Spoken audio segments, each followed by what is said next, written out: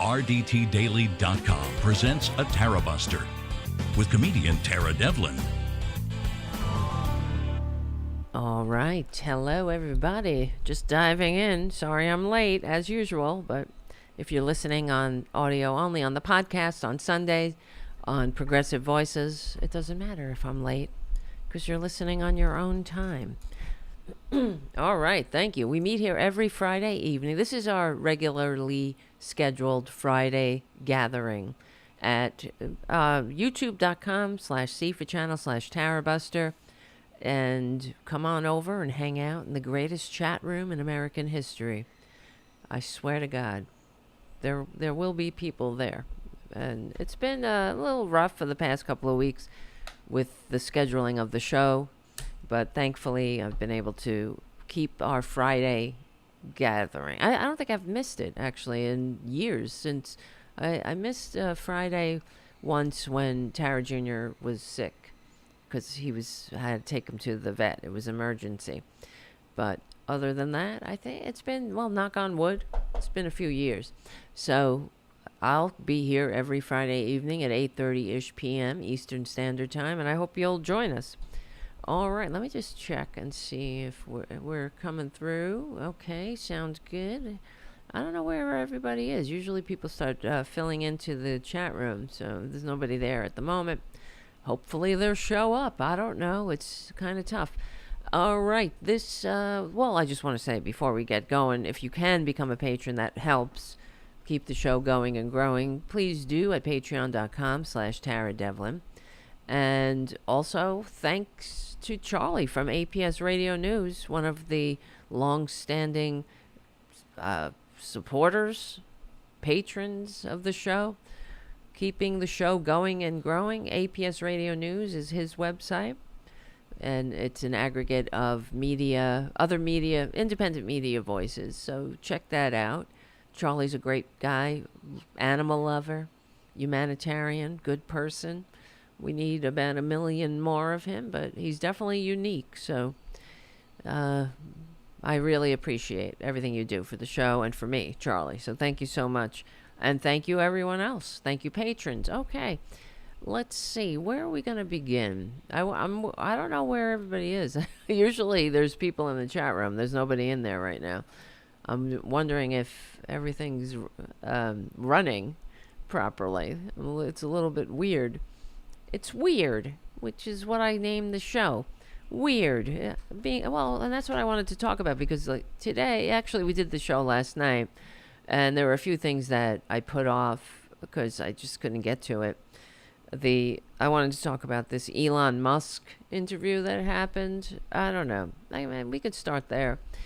But I think it'll be better if other people are in the chat room. So I don't know what the fuck is going on. It's very bizarre. It's making me wonder if is this thing live? Or is this thing on? So, yeah, let me see. Yeah, it looks to be. All right, maybe it's a sign from the universe. Because the problem is, we don't have big billionaire benefactors. This is the thing and especially when you're on Twitter too, that Elon Musk is shadow banning liberals and whatnot. And you can get yourself banned literally, not just in the shadow, but by speaking the truth on there and posting liberal content. And nice to see you, Errol. So okay, the chat room is working. I don't know what the hell everybody is. I said I was taking attendance. I don't know what happened. This is what happens, though, because, I don't know. It's hard to, when you don't do more shows. And it's very difficult. I get it. The long-suffering Tarabuster community gets it's hard. It's hard to just dive in when you get a random notification. But this is our regular Friday get-together, so hopefully more people will show up. I don't know. Errol, you're on your own, kid, in there. But we have each other. It's a little weird. I'm weirded out because this has never happened before. So, okay, where do we begin? And the other thing is, because today when I was thinking about the show, as I always do, I'm thinking about the show all the time, and trying to get content for it and whatnot. And and there's other shows that do. The big corporate media outlets do the the mainstream stories. There's really no reason for me to repeat them unless it's incredibly, particularly outrageous. But one of the things I saw, the Trader Trump meeting with Zelensky, and which is a disgrace in itself, because his version of peace. They have rewritten his entire resume, I suppose, because the Republicans promote him like he's this peace through strength asshole. He's not peace through strength, and it's a freaking lie that we had no wars when he was squatting in the White House despite receiving fewer votes. And nice to see you, JD. We got JD from England is here. Where's our Americans?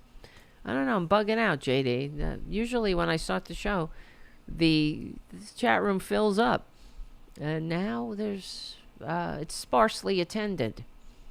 And today, I don't know. I need to reassess my life. All right. So what was I saying? So peace through strength. So I came across. All right, Haiku. Now we have a show. Nice to see you. Thank you for showing up. And Haiku's also a moderator, so you have to behave yourself in there. So, okay, let's start. I don't know. Where should I begin? Last night we were talking about the Elon Musk interview. And, all right, let's just go there, I suppose, right? Since I've been talking about it, I don't want to put it off. Because I also have that Melania Trump interview I wanted to play, and we'll go into. Because I watched the whole thing today. Because she has a book. We kind of touched on it yesterday. And she's really, I don't know. Do you remember when he first became the president despite receiving fewer votes? And there was like this meme out there, free Melania, as if she was some kind of victim. She's not a victim. She's just as bad as he is. And they're all equally awful. All of them are horrible people.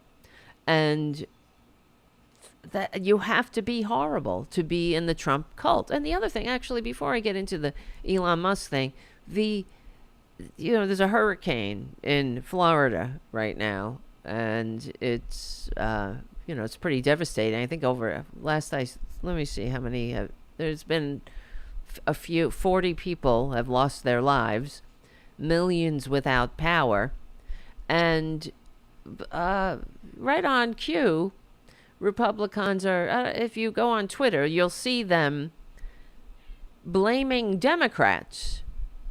Everything is a conspiracy to them. They say it's a conspiracy, that Democrats will stop at nothing, this is one tweet, to destroy Republicans. They're spreading a conspiracy that Democrats are controlling the weather. And apparently because I don't live in a sewer like right-wingers, and I had no idea. This is a long-standing conspiracy about this weather machine, that we have a weather machine, and now Democrats are using this weather machine to destroy the Republican strongholds. In fact, people are tweeting that Democrats will stop at nothing to make DeSantis and Trump look bad. This is what they're saying. 40 people are dead, and these assholes are spreading this bullshit. And I know, right? JD on the chat. Slow, quiet start to the show tonight. It's weird. It's weird. Thank God non-useful is here. That's right. Thank you, non-useful, too.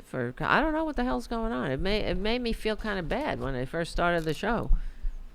I was like, what the fuck is happening? Because I was thinking to myself, I don't know, whatever. I'm not going to get into it. But I was like, wow, what the fuck is happening? It makes me, I thought, should I don't know. I have a lot. I need to do a lot of things. So I know. I need to make more content. That's the problem. If you're not doing regular shows, it's very difficult, and I really need to make more videos. And thankfully, Hernan makes the shorts and whatnot. Well, he makes not the shorts like the the 1 minute ones. He makes shorter clips of the show, and that really helps. But I don't know. I don't know what the fuck else to do with my life here. I'm trying here, kids. And I just feel maybe, I don't know, it's not working.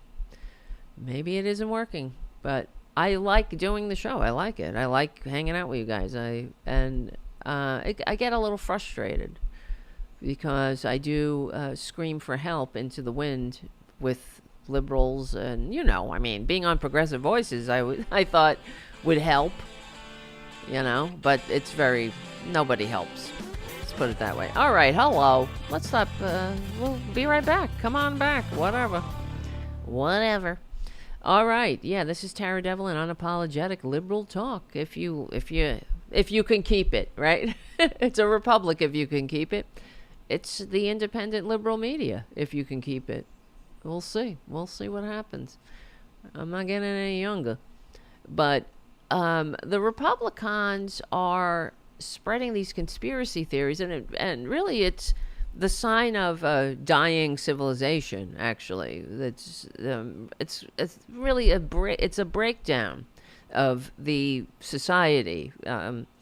Because how can you have a functioning civilization or society or our government? We're supposed to participate in our government. And how can you have a functioning government when half of the population lives in bizarro land, where climate change is a real thing, even though Republicans like to say it isn't. But they're going so far as to say that climate change, this is because Democrats are controlling the weather using this NAA. What is it? I'm trying to find it. Using some kind of, it's called not NAA, it's HARP, HAARP. This HARP thing. I'll show you. Right here here's one of the tweets. They are using HARP to ensure that Hurricane Helene devastates the largest Republican stronghold in Florida. This hurricane will destroy homes, displace thousands, and ensure much less participation in the presidential election in November. They will stop at nothing. You see, this is what really gets me with them. They're really Johnny on the spot when it comes to all the all the fake crises America faces. When it comes to fixing the real problems that we have staring us right in the face, like climate change, they'll stoop to, there's no low too low. There's no distraction too ridiculous no rabbit hole, no Q hole, too stupid for them to fall into. So while we're out here trying to, actually address the problems that we face, and they're just making it worse. Not only making it worse by ignoring it and denying it, lying about it, but adding this divisive and really ridiculous voice to the cacophony. We don't have time for this bullshit. Most people would think, it's like some idiot. But it's not him alone. It's a whole bunch. It's all over Twitter. It's incredible. And I had no idea when I looked it up. I'm like, what are these maggots talking about? That there are, it's a long-standing conspiracy. It's just resurrected today because of the hurricane. This cat turd Twitter account. Just so you know, the Weather Channel for the past 14 hours had my area's radar with these dark red and yellow storms hitting all day with this tremendous power caused by the outer bands of the hurricane. But in reality, there was zero lightning, zero thunder, and almost no wind all day where I live. Just thought you'd want to know. Because we're supposed to we're weather deniers now. Everyone's lying to them, but they see the truth, right? They see the matrix. Where I mean, what a scary world they live in. That's why they're so angry and afraid, I suppose. I mean, they really are as tediously cowardly as their standard bearer, as that monster, that moron they worship. He's a coward. I was thinking about this today too, because Trump's like, Orban, he's a strong man. They call him a strong man. He doesn't realize that's not a compliment. A strong man, it's really more of a statement of irony. He thinks he wants to be called a strong man. So, because he's not strong at all. He is the weakest, fragile, cowardly, whiniest of all tedious bitches to ever inflict itself on our ears. Really, I can't wait to the day when we don't have to hear about him at all. Isn't that going to be a wonderful day for the world, really? So that's another reason why I wanted to play this Melania interview too, because they really are twisted. She's talking about how everyone these assassination attempts, everyone's picking on the traitor. This is why right-wingers with assault weapons that Republicans make possible for them to obtain are taking shots at him because it's Democrat. It's all the Democrats. You know what? Honestly, I wish it were. I'm not talking about the shooting at him, but I wish Democrats were as powerful as these right-wingers think they are. I wish they were as cunning and devious as they, pretend, or that they purport that the Democrats are. The Democrats are weak. And the other thing, I'm saying weak in a way that they bring some of the time they bring a strongly worded email to a gun battle, and it's really annoying. Like, I saw an interview with Hillary Clinton, and she was saying how when Traitor Trump was stalking her in the second debate, like this lumbering ox behind her, that she should have turned around and said, "Get the fuck away from me. You will not intimidate me like you try to intimidate all women." And she didn't do it. Why didn't she do it? Right? She should have done it because, that's what people wanted to see. I was like, what the hell is this? And she should have done it. Why are you trying to play so nice with these monsters? Because they're not playing, tiddlywinks here. They're playing for keeps. They're trying, they have no ethics. Exactly. JD on the chat, ethics is such a pain, right? It really is. Because they're taking the high road constantly, except for Eric Adams, of course. But you see, but when we have thieves and con men rearing their ugly head in the Democratic Party, there are Democrats telling them to resign. But the Republicans have no standards. They keep them. You remember how long they kept George Santos? A complete and utter fraud. A fraudulent everything. A fraudulent resume. A fraudulent history. And they kept him. And who's the guy that was charged with federal crimes? This was years ago. Because it's not a new thing with the Republicans.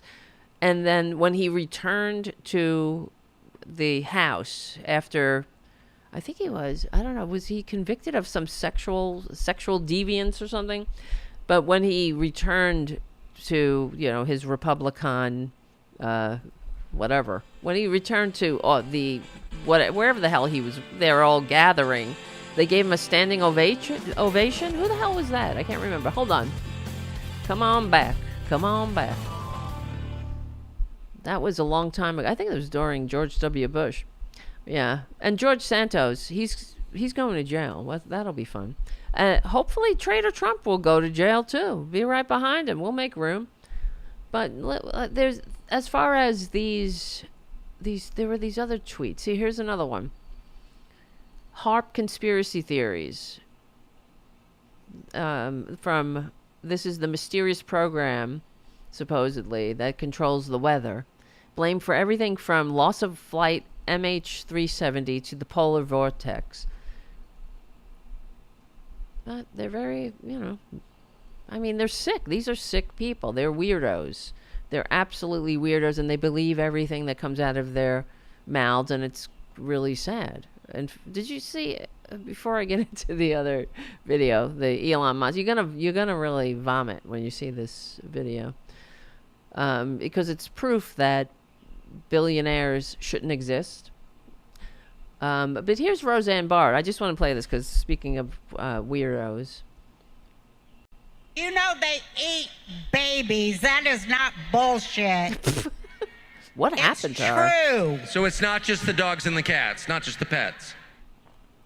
It's not just the dogs and the cats. Absolutely no integrity. They're full-on vampires. And everybody still... And he's just sitting there. Of course they all... I don't know if Roseanne Barr is just off her rocker. Or, does she really believe what she's saying? I mean, she's mentally ill. She's always been a bit of a kook. Remember, back in the day, she said she had multiple personalities, and she just has always been a little kooky. And in need of psychological help. But, Tucker Carlson is a different kind of deviant. He's a sociopath who doesn't give a shit about anybody else but himself. Born on third base, thinking he hit a triple. Lying to the American people for a living. Spreading the most vile of lies that tear the country apart. He and Rush Limbaugh and Fox News and Rupert Murdoch and all of these right-wingers and they're who bought up radio stations and television stations and newspapers in the same market thanks to the Telecommunications Act, deregulating media. They've been lying to the American people for 40 years and more without being checked. So he knows better. He's not Roseanne Barr. He knows that Roseanne is nuts. Just like he knows that Trump is unfit to hold leadership positions in a goddamn modern nation, that's for sure. He's unfit to host a wet t-shirt contest at the Jersey Shore. We know that. Because he'd be cheating. He'd require sexual favors, right? There's no doubt. He'd cheat. He'd help whoever was giving him a blowjob. He'd help them win. He has no decency. But Tucker Carlson, for those who don't remember, Tucker Carlson actually, according to the discovery in one of the lawsuits that Fox was being sued for lying to the American people, and then now they have to pay the largest fine in American history for lying to people, lying to the victim/viewers. But Tucker Carlson, in these emails, talks about how much he hates Trump. So that's what he says when he's being himself. But yet he still licks Trump's ass. Let's see. I'm just trying to find them. Yeah, it's hard. It's a hard needle to thread. But I think on many sides... Let me see. Wait. Oh, no, that's the wrong one. What did he tweet? I mean, what did he write? I'm just asking the AI machine. Right in his email. He wrote things like he can't wait to, because he wanted him to lose the election. He can't wait till it's over. One day this, thank God this is going to be over. Oh yeah, and then there are groups that put up a billboard. I hate Trump passionately. Exactly. Tucker Carlson, January 4th, 2001. We are very, very close to being able to ignore Trump most nights. I truly can't wait. Exactly. That's what Tucker is, but it goes to show you he has no integrity. He has no decency. He's a traitor to the country, as we do know that, because he's one of the traitors being paid by the Russian government, no doubt, because they in the filing that was revealed, it talked about some TV piece, and we know it's Tucker Carlson, going to how they were pleased about this TV piece that Tucker had done, where he went to the Russian supermarket and licked Putin's ass, and it might as well have licked it in Macy's window, but he chose a supermarket. Very embarrassing for the American people, for media so-called journalists. I mean, it's bad enough you have traitor Trump in Helsinki looking like Reek from Game of Thrones, but then you have these other traitors going over there, and we know that they're being primed. You know, they're authoritarian followers. They want to see the end of democracy. I don't know what they think they're going to get out of it besides what? What are they going to get out of it? Authoritarianism, autocracy doesn't end well. You're not going to come out a winner. Why? Because then you can openly hate. What's the trade-off? So, all right, let's just get into this Elon. Another example. Oh, wait, hold on. Did I play that whole clip from what's her face? You know they eat babies. That's so tough. By the time we go into... See, now she's praying. They do, Tucker. They do. What a rake on a chalkboard kind of voice. The taste of human flesh, and they drink human blood. But she's not kidding. This is not a bit. She's not making a joke, and it's even if she was trying, it's not funny. It makes no sense. They do. They eat babies. She said this before, actually. It's a perjury trader Green. If I remember correctly, Marjorie, she said, it's true.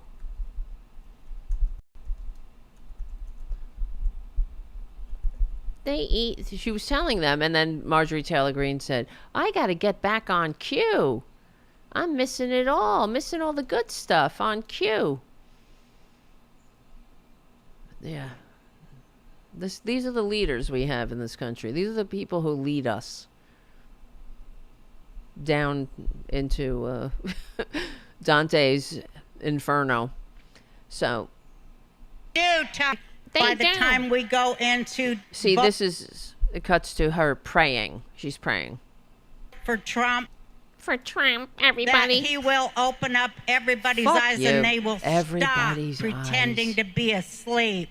What? You know what they say? You can't wake people up that are pretending to be asleep, but I pray to God, please wake up even those who are pretending to be asleep with the irrefutable truth of what the worst people on this planet are really up to. They are really up to that. They're doing it. They're doing it. What does that mean? There are so many victims. There are so many victims. Yeah, and you're talking to them right in that audience.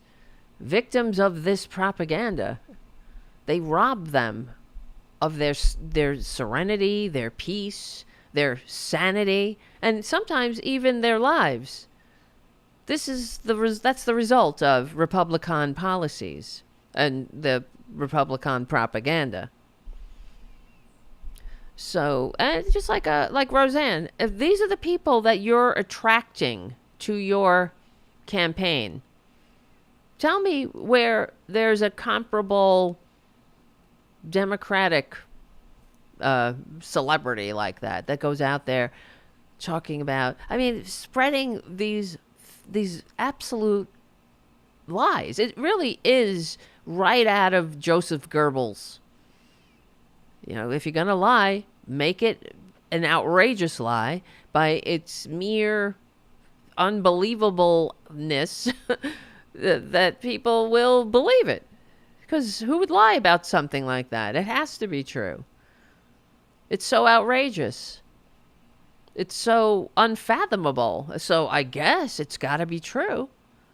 So yeah, it's not your opponent, and you're not a both loving, this country, wanting a free democratic society with an upwardly mobile working class majority. Hold on.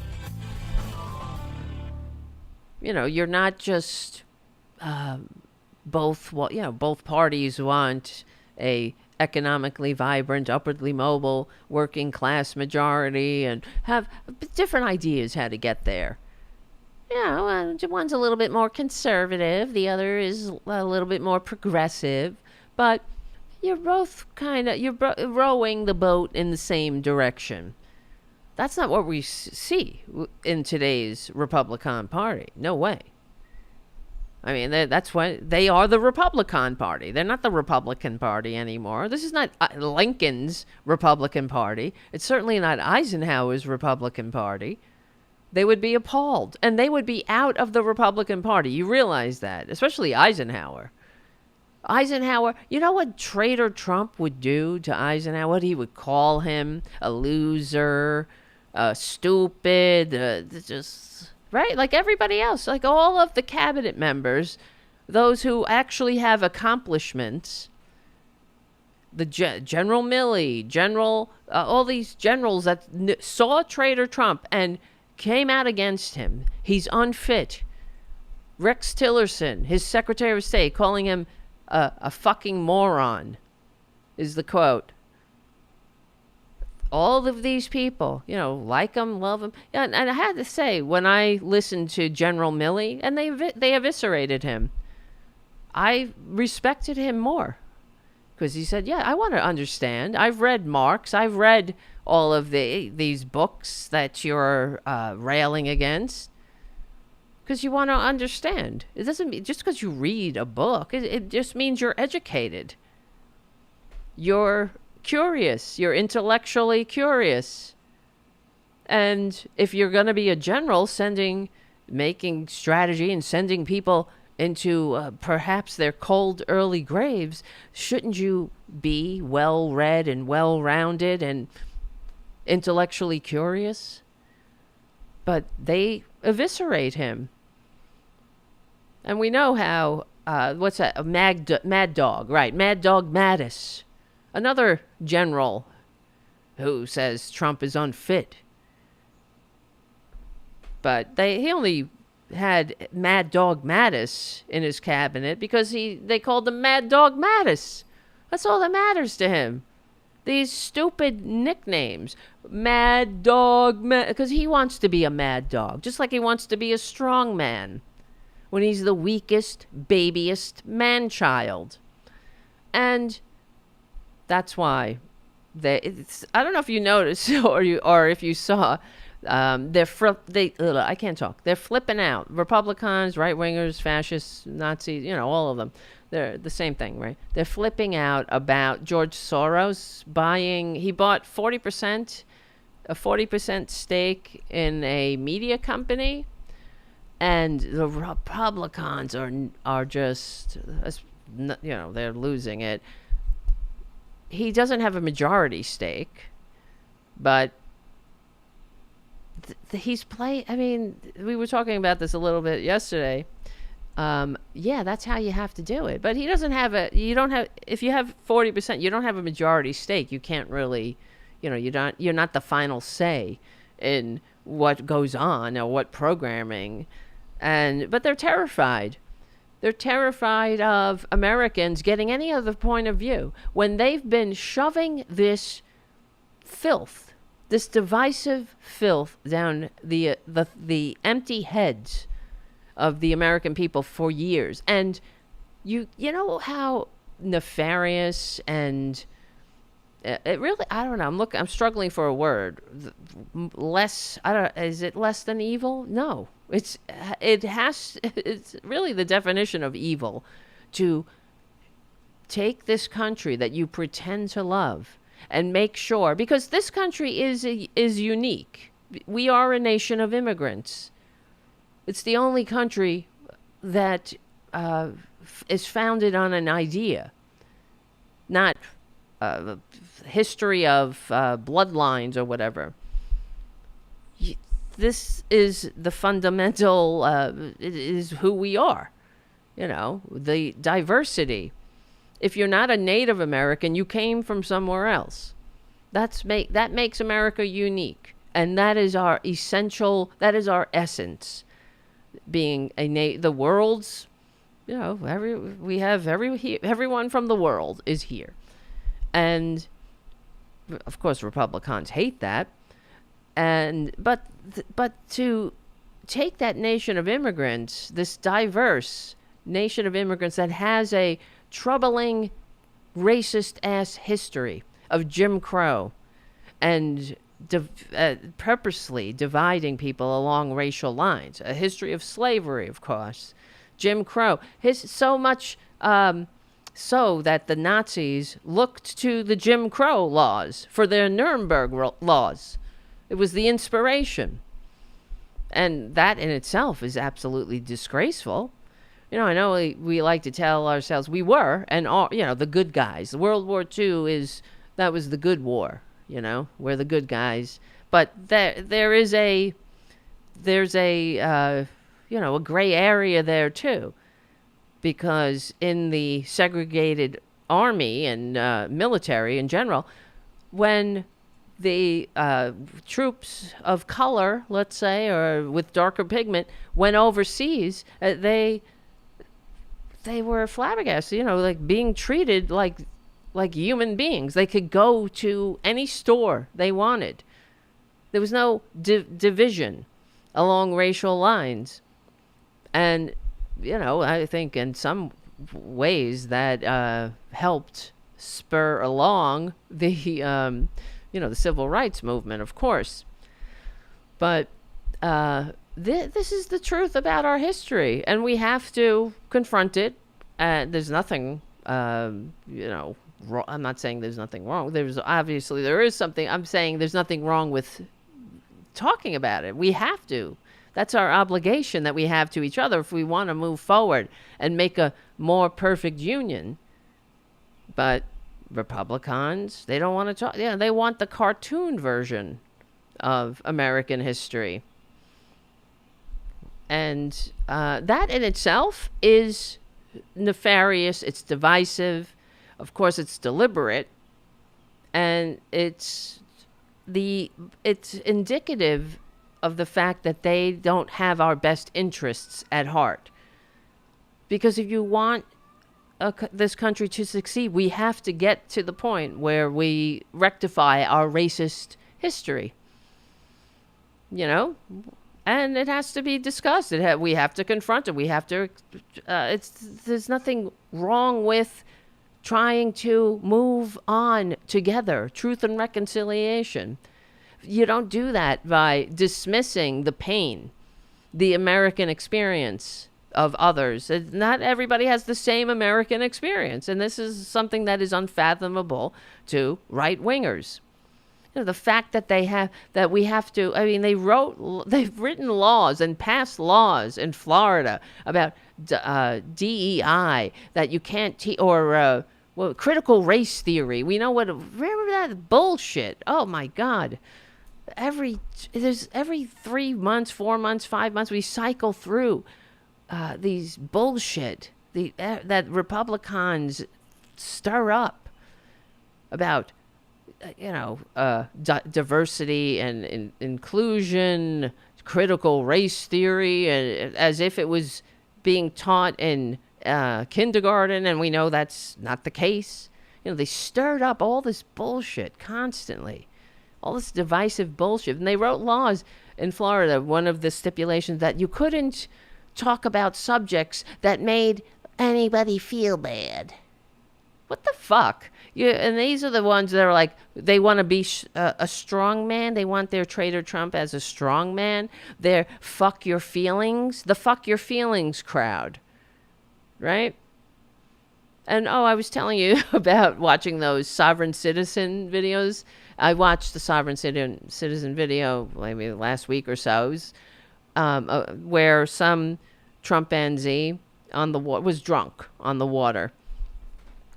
And there was a young boy, maybe 11, and the Trumpanzee, I guess they were all Trumpanzees. The poor kid had no choice, and an older man that ended up being the guy's father. But the guy who owned the boat and was drunk on the boat out in the water, he was a Trumpanzee. They were flying a Trump flag. And was wearing a shirt or maybe it was on the flag. I can't quite remember, but it said "fuck your feelings." Trump 2024, fuck your feelings. And they, I don't know what you call them. Well, I guess the cops on the water went over. They just wanted to doing an inspection. Let me see your life jackets, your this, your that, And then they said, "You seem to be drunk. Can we? We're going to do some exercises to figure that out." Of course, he resisted, blah, blah, blah. To get to to make a long story short, by the end of this video, so they finally arrested him after of course, him resisting and acting a fool. But he starts blubbering like a baby, crying about his daddy never loving him. And the father was the older gentleman on the boat saying, "He never loved me," and it's, to me, I thought, of course, these are damaged people, absolutely damaged people who I wish would simply get help for their problems. So the fuck your feelings guy, right, he is just racked with pain and unresolved childhood issues. It's so true. That's why he's attracted to these other horrible people who will never ever challenge him.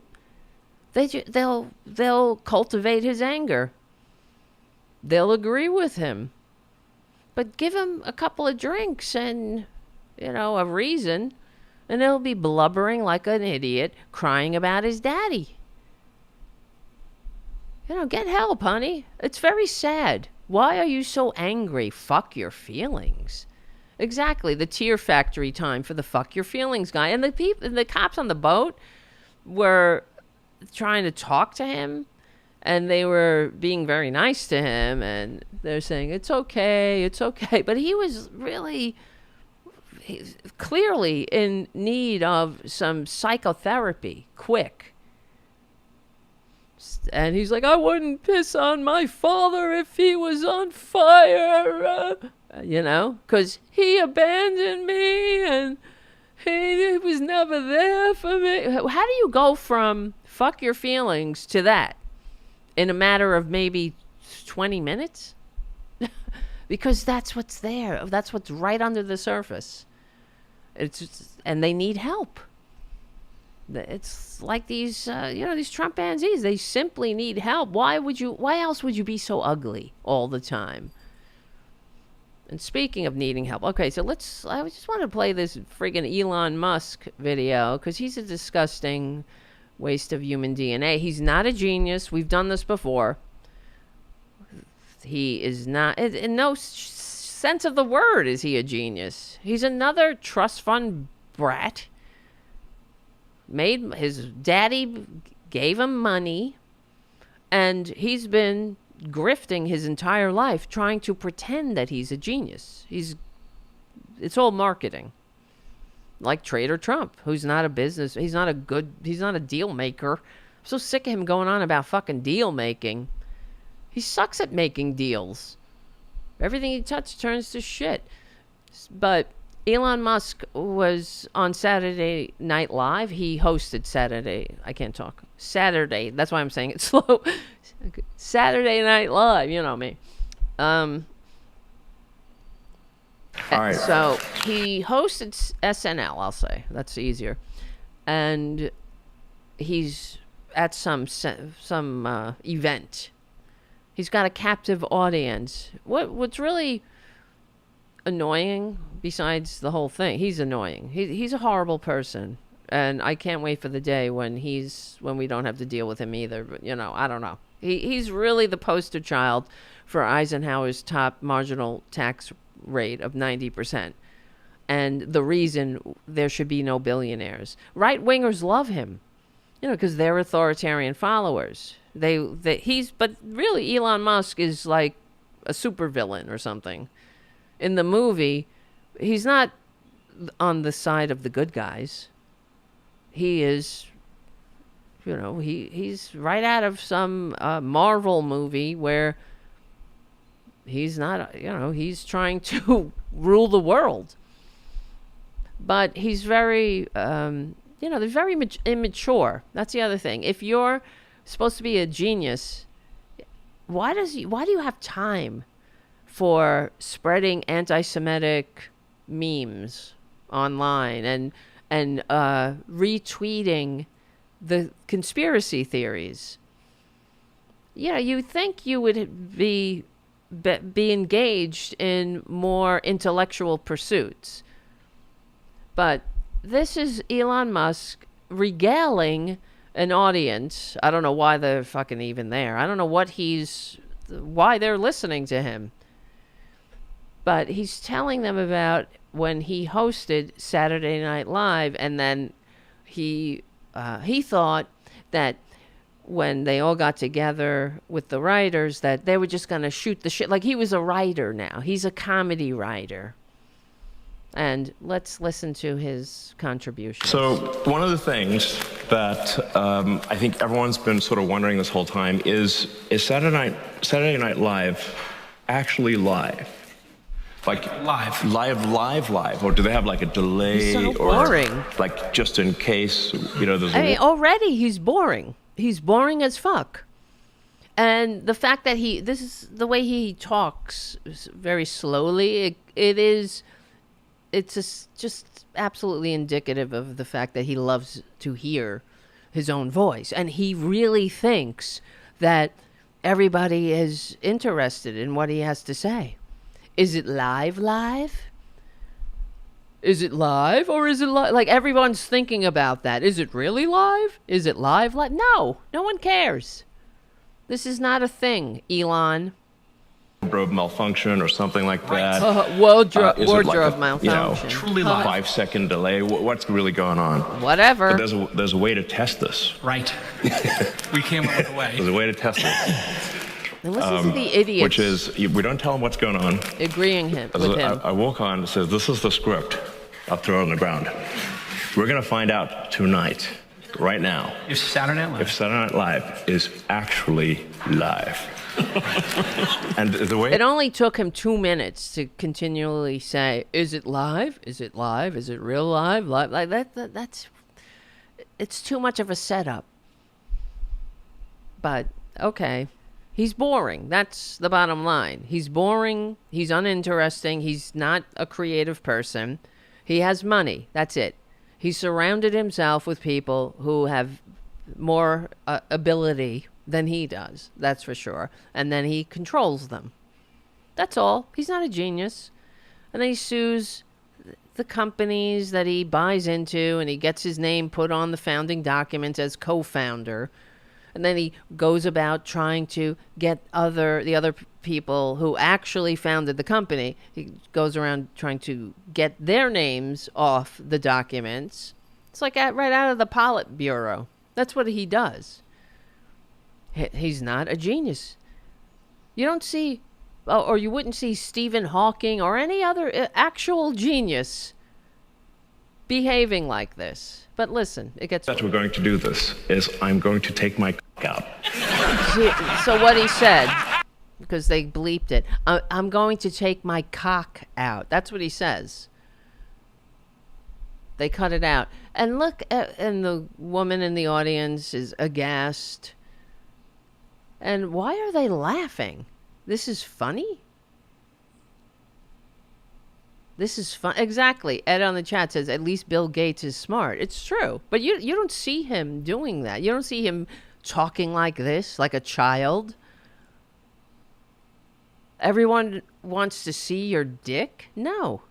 Who thinks that's funny? And they're all laughing in the audience. This is what gets on my nerves. The enabling of this kind of behavior of the people and the people like him. I want to take my cock out in front of Saturday Night Live audience in live TV. Wow, funny. Isn't that hilarious? Why are you laughing? What the fuck is so funny? What is so funny? I don't know. It's not funny at all. And they're sitting there applauding. Just like when Trader Trump went to that economic group, those poor saps, that dumbass asked the question, what's your child care plan? Well, childcare is childcare. Childcare is like nobody's ever seen. Numbers like we've never seen, and they'll get used to paying it, and you'll see taxing foreign nations and blah, blah, blah. Taxing foreign nations. No, honey, you're taxing Americans. You can't tax foreign nations, you dumbass, but whatever. I know this. He's supposed to be a graduate of Wharton Business School. And then at the end of the rambling word salad of an answer, of course the assholes are applauding, and he says, good question. Or no, he says, great question. Great question. Great question. What fucking timeline is this? This is the worst timeline to live in. It's the most ridiculous. And they really are a bunch of weirdos. What is so interesting about this so-called genius saying it takes him 3 minutes to say, I'm going to take my cock out. Take my cock out? He should be in fucking jail, this asshole. First of all, for interfering with our allies, our Ukrainian allies, when he shut down the Skylink satellite, when they were in the middle of a military operation, that in itself should have got him arrested, deported, the fuck out of this country. Imagine if George Soros did that. Right? Because he didn't believe in, bombing Gaza. Could you imagine what would happen? What the Republicans would do? If George Soros controlled a satellite that was used by the military and our allies that we're funding and training and trying to protect from the aggression of an authoritarian dictator, and he shuts it off in the middle of an operation, leaving our allies blind in the middle of a battle. Could you imagine? That's why I'm so sick of the double standard. If George Soros, just play the game, right? George Soros doesn't like Netanyahu bombing Gaza. He's sick of the humanitarian crisis going on there. He's sick of the video, seeing children die, the starvation, the decimation. And he's in the middle of Netanyahu's bombing another hospital or something. He shuts off the satellite. What do you think the right-wingers would do? Unbelievable, though. But we're talking about Putin. They love Putin. And what is this fucking guy doing talking to Putin before he does that? That's what he did. Apparently he's discussing with Putin. This is a civilian interfering with our foreign policy in general. He should. Why does he have any government contracts? If I had my way, the military should just, what do you call that? Eminent domain. Take it. Take that fucking satellite from him. He doesn't, he's one guy. Take that satellite from this goddamn supervillain. But anyway, okay, he's unfit. He's goddamn unfit. Why are we even in business with him? Why are we funding him, government subsidies and all this? There are so many others who could be the head of the, whatever that space thing, SpaceX. Fuck off. Really? It has to be him? Oh, hi, Junior. All right, so he's like, I'll take my cock out. This is How fascinating. And if What's if so you funny? see my If you see my cock, he just wants to say my cock to an audience and watch these two assholes on stage laugh about it. If you see my cock, we don't want to see it. It's hard enough, it's bad enough that we have to envision it at this moment because you keep talking about it. There's something very wrong with you. These people are sick. These are the people that want to run the government. This is somebody who Trader Trump wants to make the Secretary of Economic Development. Or some other bullshit. Exactly. Terry on the chat. His face is bad enough. He's horrible. His children hate him. He's a sociopath. He's a narcissist. He's not interesting. He's not funny. He's not smart. He's just rich. And he has no integrity. Like Trader Trump. I'm so sick of these con men. And this is what, when the future looks back at this time, they will know it as the age of grifters. As well as the second Gilded Age. It's the age of the grifter. Because it's all coming out in the wash. Future generations are not gonna look back and be like, "Wow, what a genius." They're gonna know him for what he is. Just a con artist, like Trader Trump. Same thing, with Trader Trump. They're gonna look back. He's not gonna come out well. None of them will in history's light. They're not gonna look good.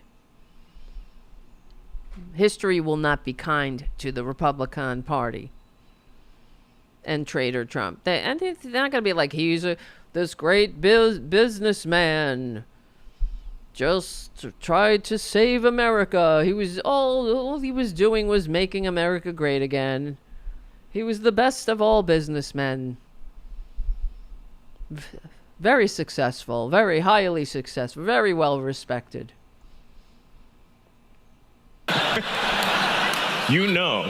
It's true. So if you see my cock, it's true. Now we're halfway into this, almost 3 minutes into him sitting up there talking about his cock. His cock. I hate that word too. It's so ugh. It's just like he's a man-child. That's why I call him man-child muskrat. And this is the age, also the age of immaturity. It takes a level of maturity to function in a free democratic society. And these people don't have it. That's why they want to tear it down and turn it into an authoritarian hellscape, because they don't have the creativity or the decency. They can't work within the boundaries of laws and the boundaries of decency. They're not trying to compromise. They don't want to live peacefully in a society with others. They want, they're lazy. That's what it's about. That's why they can't seem to make a buck unless the game is rigged. So they write the laws to make sure they get away with it. That's the only reason Trader Trump is running for office, to, of course, escape the consequences for his life of crime. But he's a grifter. He's got no decency. I mean, who runs a scam a week, but him. Scamming his dumbass supporters who will believe any lie that comes out of his hole. And you got to wonder. That's why Howard Stern said it. I have no respect for these people. Right. Jim on the chat. All women should leave Twitter immediately. This is who they are, though. They hate women. And this is another example, really. Why? They don't care. He wants to show his dick. He pretty much does all the time. I mean, he bought Twitter. Oh, and that's the irony, too. Because when George Soros bought into a media company, 40% into a media company, Elon Musk, man-child Muskrat, got all triggered and reposted all these things about how George Soros was doing this to spread left-wing propaganda, and he's like 100%, and retweeting all this faux rage about what George Soros is doing.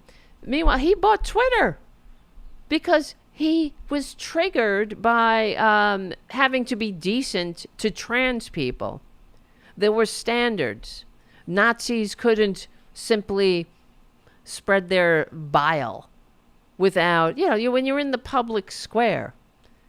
In any town, if you're in a public square, go try it. Test my thesis. Just go into your local park and start screaming the N-word or screaming about the Jews or something. See what happens to you. You'll be arrested for disorderly conduct, but, that's who they are. They have no decency. Right, he overpaid, exactly. Ed on the chat, he overpaid about $40 billion for Twitter. It's not turned a profit. He bought it because he was upset. He's supposed to be a free speech absolutist, and that's actually what happened. He didn't like something about something regarding trans people, the policies. He's very triggered by trans people. Freedom.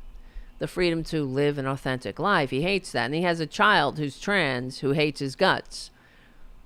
So he uses children as props. So I don't know. He's a horrible person. Imagine your father's a billionaire and you want nothing to do with him. You'd rather go work at McDonald's. So but he goes on about his crime. It's been a lie. It's been a lie. All these years. It's a lie. It's a conspiracy. So we come in like guns blazing. Guns blazing with ideas and we two don't realize assholes. That's not how it works. These are grown men. We're guns blazing. We want to talk about showing our cock on live TV. Guns blazing. These are grown ass men. These are not children. They're not adolescents. Guns blazing. They think this is interesting too, right? They think they're holding everyone's attention. And that's normally like actors, and they just get told what to do. And right. Well, you mean we can't just do funny things that we thought of? Funny things. They're watching this that we thought of. Do funny things that what show your dick? That's not funny. That's actually a crime. Indecent exposure. And you will get the network would be fined. So is it live? Haha. No one even cares. What is wrong with you? On the Zoom, they're aghast at Elon's pitch. Yeah, that's silence. Of course they're aghast because they're not sociopaths. They're not morons. They're not the sycophant of a sociopath. They're adults. They're grown-ass adults who make a living making people laugh, writing comedy, not whatever this is. I don't know why. Why do they even ask him to go on Saturday Night Live? Why? Who wants him? I was like, is this thing working? Is this? Are we muted? Is our mic on? Why are like, they we hear you. laughing? And then after a long silence, like Mike just says the word crickets. And they're not laughing. Because you're not Not funny. even a chuckle. I'm like, what's going on And then here? Elon explains the punchline, Yes, which is... exactly. So there's more to it. Okay. Yes. That's just the beginning. So Elon says... So then I'm like, so I said, like, I'm gonna reach down What is so funny? Into my pants. and into my pants, and I'm In gonna stick my my hand in my pants, pants. and I'm gonna this pull my gun. I tell this to the audience, and the audience is gonna be like, what? Right. And And then I pull out a baby rooster. You know. yes. And it's like, okay, this is kind of PG. You know, it's like It's that, got not that potential, bad. not that It's like bad. this is my tiny, and Fine. Look at And it's them. like, Why are you laughing? what do you think? Why? Why? Look at all these assholes laughing. She's not laughing, though. She's probably halfway normal, maybe. There's all these men. Why are you laughing? Ha ha ha. Everyone wants to see your cock. And it's like, Elon, you're such What do you think? you're such a dude. You're really owning the libs here by showing your dick to people. Ha ha ha ha. Wow. This is who wants to rule us. Exactly. Haiku on the chat. Worst setup ever. Exactly. Just took forever and went nowhere. But they had to laugh. Why are you laughing? You insincere fucks. He's not special. He's really boring, and I mean, you should kind of be ashamed of yourself. Why are you laughing? This is who wants to rule us. See, he's upset. He said the woke mind virus poisoned our society.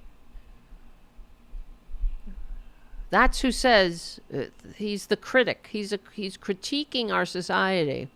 You know, woke mind virus of trying to be decent to other people. That's such a virus. You know, if trying to understand or understanding, or in the very least leaving people the fuck alone. It destroyed our society. People can't just whip out their dicks on Saturday Night Live anymore. It really is. Terry on the chat. We're living in the upside down world. Decency is woke.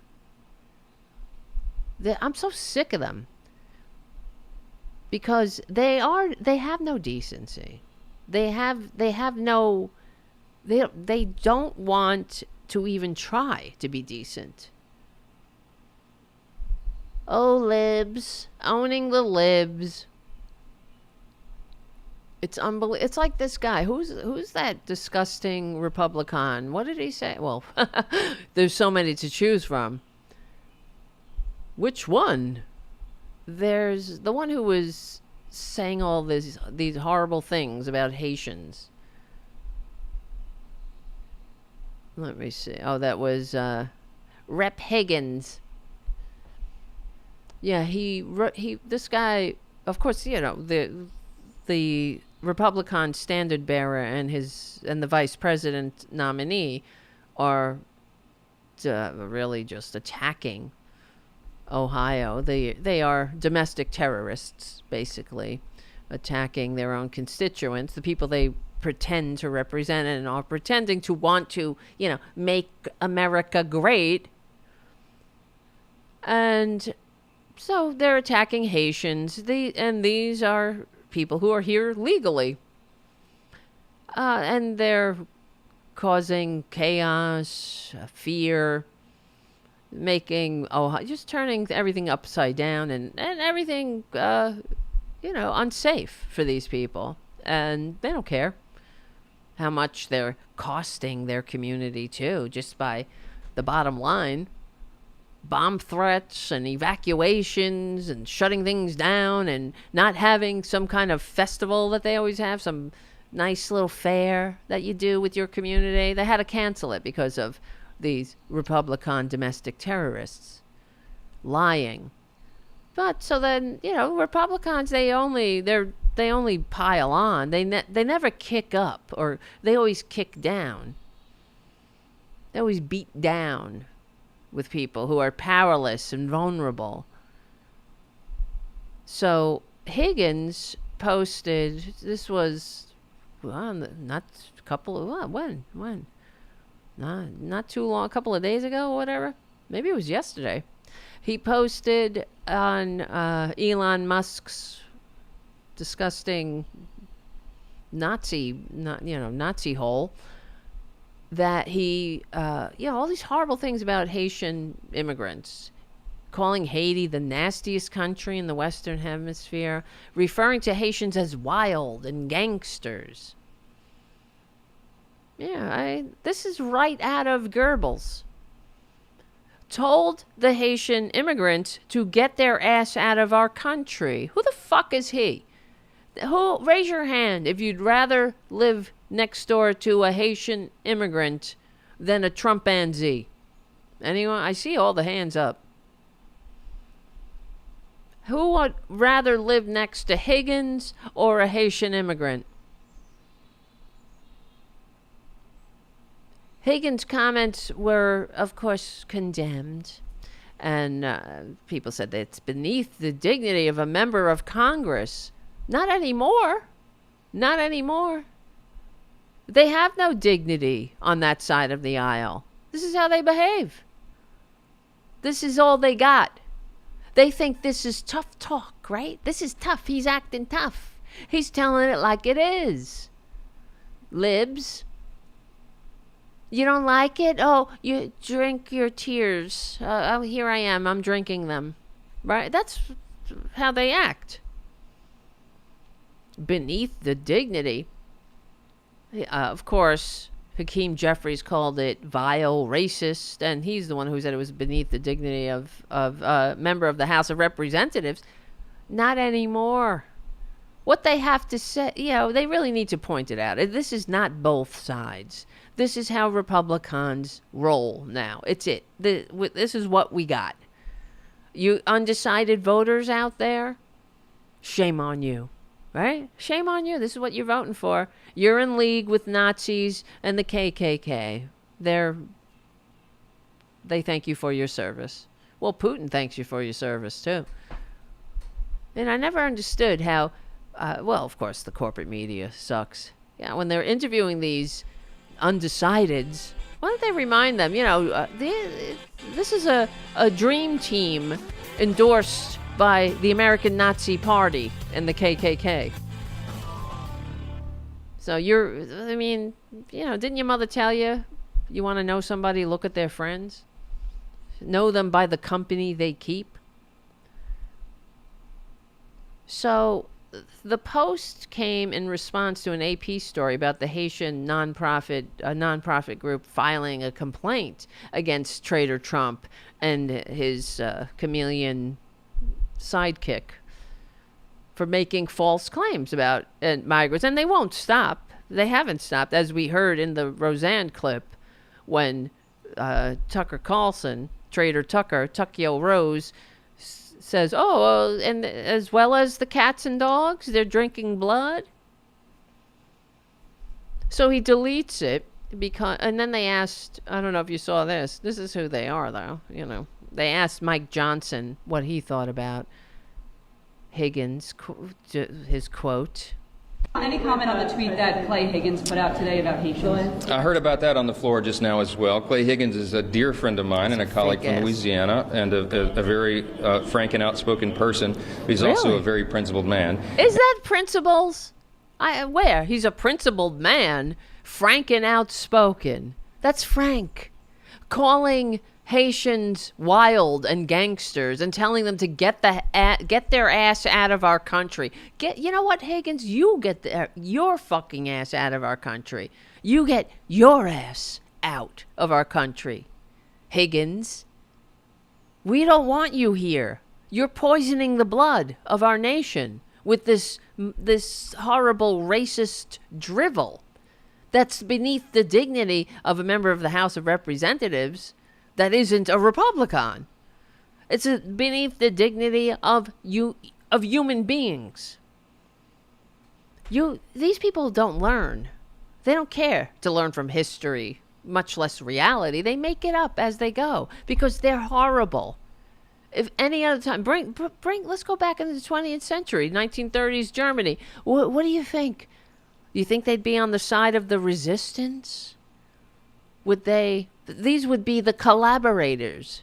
And if you know anything about the history of World War II, everywhere the Nazis took over, they did it with the help of the conservative power structure that was already in place. Like in Vichy France, that's the conservatives. Everywhere in Norway, they took over with the help of the conservatives. And who's the guy in was it Norway? Am I misremembering, or not that I remember it firsthand? Let's see, Nazi collaborators in and Poland, exactly, Poland. Everywhere they went, Czechoslovakia. Yeah, Norway. I was right. Quisling, Vidkun Quisling. Well, he ended up getting executed at the end of the war when his nation was liberated from Nazis. But he helped them. That's what happens. And this is what we're seeing with these Republicans. They're collaborators. Collaborating with Putin. Collaborating with a wannabe dictator. They know who Trump is. That's the thing. They know. They're not blind to what he is. They know more. In fact, they have security clearance. So they see the unredacted documents. They know what he is. But what are they thinking? And what have they done with their power? Their illegitimate, tyrannical, minority death cult power? Because they shouldn't be in power. If we had a functioning society that wasn't skewed for the minority to take power illegitimately, we would be in a much better place, of course, in this country. That's for sure. I often think about that, and weep, frankly. But, they're collaborators. They don't care. They want power. I mean, what do they get out of it? Like the Supreme Court. What do they get besides chaos for the rest of us? See, for them, I guess they get money and power, and they get to take trips or so-called gratuities from billionaires, right? They get gratuities. They get to take a gratuity holding a public office, and as long as it happens after the fact. That's why I'm just wondering, and we were talking about this yesterday with Eric Adams, maybe he took a gratuity. It's all legal now, thanks to the effing illegitimate Supreme Court. But, yeah, he's a man of it. Higgins is a man of principle? And I think he tweeted. I didn't even see it, but he tweeted something today about Haitians, and he was approached by January 20th. Okay. Well, look, he was approached on the floor by colleagues who said that was offensive. By who? Perjury Trader Grain? It's probably retweeted. They're disgusting people. He went to the back. I just talked to him about it. He said he went to the back and he prayed about it. And he prayed. You see, that's all is well. He prayed. He didn't pray before or since. Prayed. He prayed. If he really was that religious and that in touch with his God, his sky spook, why would he tweet something like that anyway? calling people nasty and gangsters, and knowing what they are doing to this community that made the mistake, that didn't do anything except take the American people up on our offer. You know? They are here legally. They were invited to Ohio to work. And there's no problem. They're not eating anybody's pets. We know that. It's all a lie. And what do you want to bet? This Higgins scumbag doesn't know one single Haitian at all. He's never been to Ohio, Springfield. He's never went and on the ground. You know, they get to do these things from their ivory towers. But he prayed. What do you think Jesus would do if he came back? Please. And they'd crucify him again. Higgins would be holding the pitchforks. He'd be passing out the pitchforks and torches. Oh, God. He showed no remorse, apparently, when he was first confronted by who? I don't know. His colleagues? Scum. This guy. You want to live next door to him? This fucking guy? No, thank you. He's a damaged person. That's the problem with Republicans. They're damaged in some psychological way. If you give me 10 minutes, 15 minutes with them, and if they're honest, I could get to the bottom of it. They're racist. Something happened to them. They're abused. They hate themselves. They're in the closet. They, of course, hate others. Their daddy beat them, they never got help for their manias. Something is wrong with them somewhere. Racism is a sign of stupidity, too, and that's not me saying it. That's science. This is what he said. These Haitians are wild. They're eating pets, voodoo, and he spells it VUDU.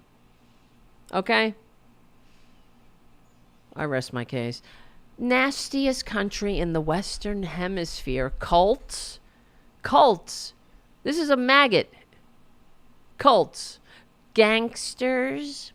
But damned if they don't feel sophisticated now, filing charges against our president and VP. Our president and VP? Is this guy cuckoo? Is he fucking delusional? They're not he's not the president or the VP, you motherfucker. But this is who they are. Well, you know what? Go. Why don't they just leave and go to a desert island? Live your cuckoo vision of society. Go away. Just go away. Bullies, sick ass. You could take your crime family, take it, all your white. You can live in your white dreamland of morons and sociopaths, sycophants, and their admirers. All right, but we will win. This is the end of the Progressive Voices part of the show. Come on over to youtube.com/Seafood channel/Tarabuster. Become a patron at patreon.com/TaraDevlin. Thank you, Charlie from APS Radio News. Thank you, patrons. We will win. I'll see you soon. God, I hate these people. Legally and peacefully. And before I keep going, thank you, Ed, for your super chat. For the tip jar, happy Friday. Thank you, Jim, for your super chat. Yes, everybody's commenting on my shirt. You know what this shirt is? It says Talking for Tundra. This was a fundraiser for a dog that was a bit, I can't even talk about it. I might break down. It happened years ago, maybe 20 16 or something like that. I wonder if Tundra's still with us. It's been a while. But he was abandoned in the desert, and someone, it's horrible, taped a can over his mouth and taped him up so he wouldn't be able to drink or eat. Isn't that fucking horrible? And thankfully, somebody rescued him. I don't know how they found him. Almost on death's door. In the desert, somebody did that to him. Poor Tundra. And he was this, I don't know, he might still be, I don't know if he's alive. He has a great home, or at least he did live. You know, he was rescued. He was nursed back to health. It was touch and go. And he, you know, I just can't imagine how someone could be that cruel. It's got to be a sociopath. You know, that's like a psychopath that does that. A serial killer. Just want to hurt somebody. Hurt a, you know, a defenseless creature that can't talk. So that's why this shirt says, it says, I talk because he can't. And it says, talking for Tundra. And it means, you know, standing up and speaking out for animals. So, talking, and that's Tundra. That's what he looks like. They called him Tundra. Oh boy. Yes, Boudica's sleeping. She's a good girl. She's dreaming of treats. She's dreaming dreaming of Boudica's next rampage. All right, you know what? Speaking of rampages, let's watch this Melania interview. Let me see, what time is it? Thank you guys for hanging out, by the way. I hope you like the show. I hope you like me. I'm in a mood. No, I mean, I was a little, I don't know. I'm feeling sorry for myself. That's all. It's all right. I'll get over it.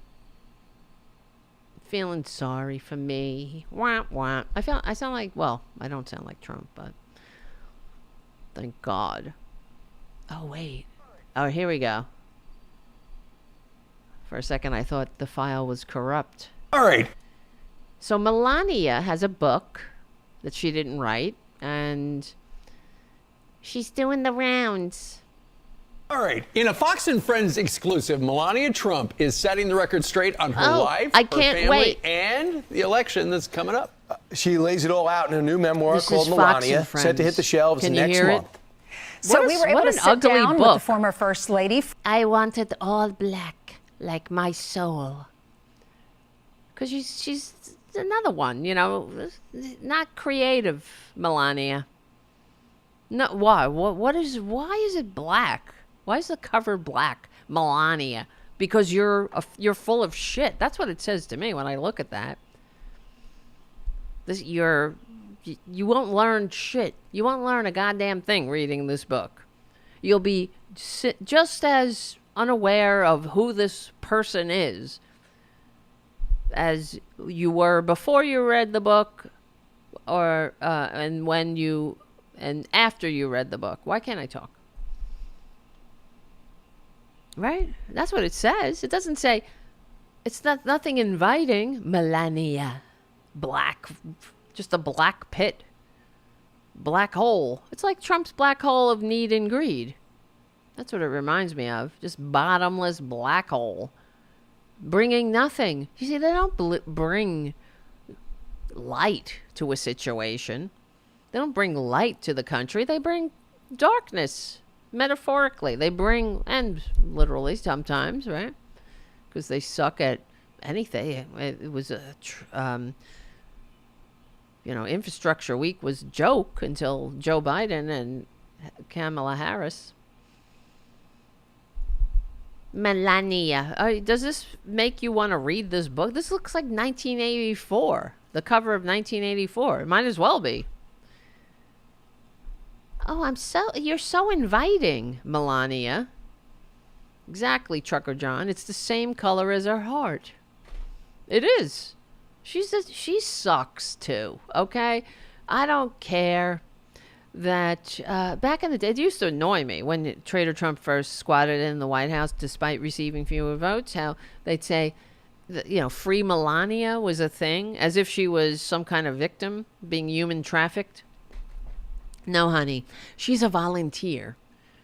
This is trophy wife number 3, and I mean, it ain't no great love story. Right, that's what it is, Robin. The postmodern and trying to create the Madonna name for herself. You're right, that's what it is. Didn't Madonna release some kind of book that had that? Madonna, like, just her name there, and some art book, which made more sense because it's Madonna.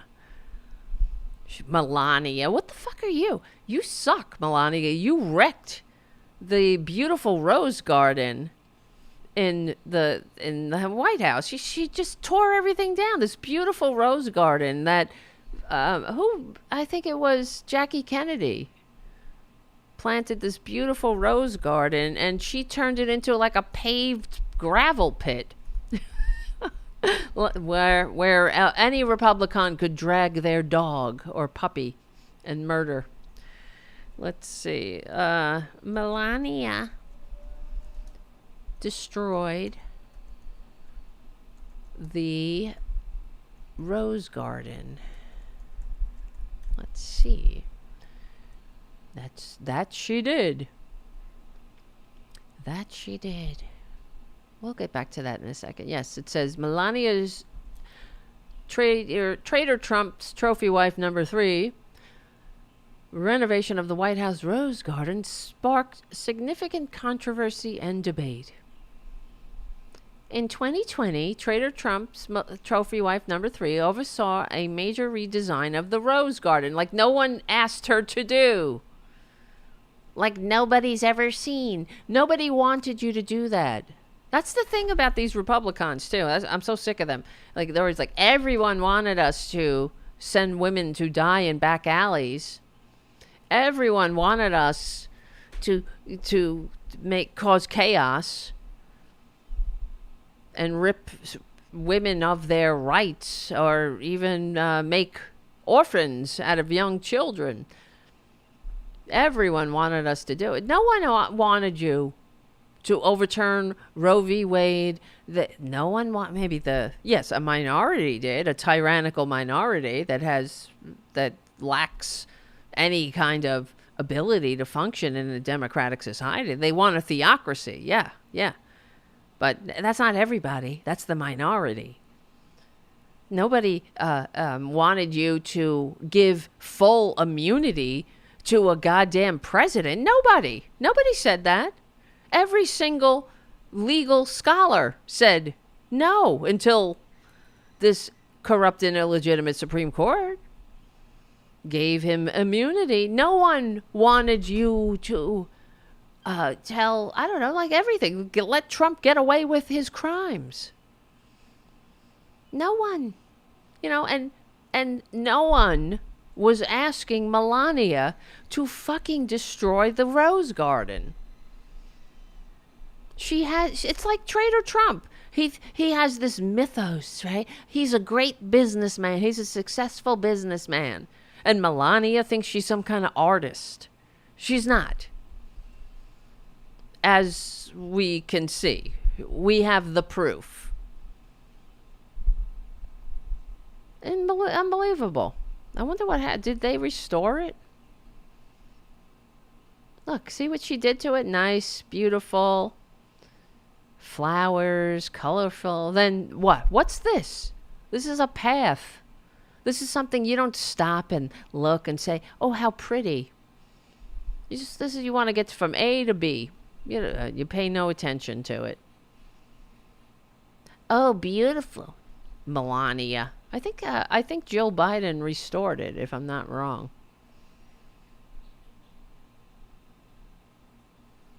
Fucking Melania.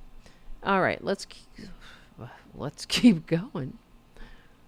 So we were able to sit down with the former First Lady for this exclusive interview. Wow. Her first in more than 2 years. Aren't you excited? Take a look. Why did you want to tell your story? in this book. I believe that it was the time that I tell my story and the truth. The truth. It is a lot of misinformation. You think we're dumb? And falsehoods. Misinformation? What misinformation? I want to put the record straight. And people can learn something. I wish you would. I wish somebody would put the record straight. You're not putting the record straight. None of you are. You're all liars. Things that they were never discussed. What? And I hope they enjoy the book. How did you feel about Donald Trump? What book? What's a book? Again, I support him. You support him? Oh, by the way, yeah, she's annoying. All right, we know that. But you know what always annoys me too? She's a grifter, just like he is. They're both made for each other. You know, I can't imagine them. You know, when you're in love and you're in bed or whatever, you think that they sit around, you know, discussing their hopes and dreams, and no fucking way. They don't even sleep together. They don't even live in the same city. Oh shit, I'm getting an error. Yeah. How's it? Tell me if it's buffering. No. See, I'm getting a goddamn yellow bullshit. YouTube is not receiving enough video to maintain a book. A book. Come on, YouTube. Hopefully it'll resolve itself. Open widget. Error. Fucking goddamn. Come on. Spectrum, don't fail me now, Spectrum. Book. Don't fail me now, Book. All right. In a Fox and Friends... Oh, wait. Let me forward this. Oh, what I was going to say was... you know, one of the... Okay. When I was watching this interview... And I started to peruse the comments... Because I can't take chimpanzees. And... So it was a mix, you know, normal people going like, please, lady, blah, blah, blah. And others saying, what a beautiful first lady. Praise you, God, for saving Traitor Trump. And such, and the like. And somebody else wrote, she's amazing. She speaks 5 languages. Okay, let me put this to rest once and for all. She does not speak 5 languages. She says she speaks 5 languages. She's actually said that. She boasts about that. But she's lying. She doesn't speak 5 languages. Let's just put a pin in that, Melania. That's why she's another grifter, like her husband. These people have no shame, really. Let me see. Melania. I'm looking it up. I should have grabbed this video. 5 languages. Yes, because they asked her in an interview, you speak 5 languages? I do. Which ones? She's like, French, Italian, German. What else? Well, she speaks her native tongue. English. She and whatever the hell, Slovenian or whatever. Yeah, so she doesn't speak 5 languages, and because video says otherwise. There's a video of her when she was the trophy wife number 3 was the so-called first lady, despite receiving fewer votes. And they remember when they met the Pope? They went out and they met the Pope. What a beautiful... And the Pope had that puss on his face because, you know, that's what happens when anyone who's halfway normal, I guess. I don't know the Pope, but anyone who's not a complete malignant narcissist or sycophant meets Traitor Trump, they get a scowl on their face, of course. But... she meets Traitor Trump and trophy wife number 3 go and meet the Pope, and he, I guess, heard the bullshit that came out of her mouth that she speaks 5 languages and she's fluent. She's fluent in German, Italian, French, and English. She barely speaks English, guys, as you can hear. She doesn't know how to say book. No, I'm just kidding. But she has a very limited vocabulary. And given that Trader Trump, her sugar daddy, has the vocabulary of a 12-year-old, that's not helping anything. It's not helping matters. So, here, I found some videos. There it is. Let me see. She's a horrible person, like the rest of them. But when she, maybe I can't show it. It's not loading. Do not fail me now, internet machine. Am I getting them? How's the streaming? God damn it. I'm getting a streaming error again. Let me shut some windows. Motherless mother. It's so irritating. Oh, no, I shouldn't shut these windows. That's my YouTube. God damn it. I have a lot of Chrome windows open. Let me shut that. Let me shut this. Maybe that'll help. The record straight. And people can learn some. Are we back? Are we back? Are we back? Back in the saddle? Oh, I think I am. I'm back. That was annoying. That's good that it kicked back in. Thank God I'm on the other side of the Progressive Voices part of the show, because it's really annoying when it happens on that side, because I got to cut it down. It's so annoying. But this side, we could be more loosey-goosey on this side, you know? We got more freedom. You know, the thing that Republicans hate. Freedom. So, okay, good. Thankfully, we're hopefully kicked back in. Because I saw it wasn't, none of my websites or the web thing that I was trying to open, the web page, wasn't loading. I was like, shit. But anyway, okay, so when Trader Trump and Trophy Wife number 3 was when they were pretending to be the president and the so-called first lady, despite receiving fewer votes, they met the Pope. And because the Pope probably heard right out of Trophy Wife number 3's mouth that she was fluent in 5 languages, including Italian, he immediately started speaking to her in Italian. He was like, whatever they said. And she did not respond in Italian.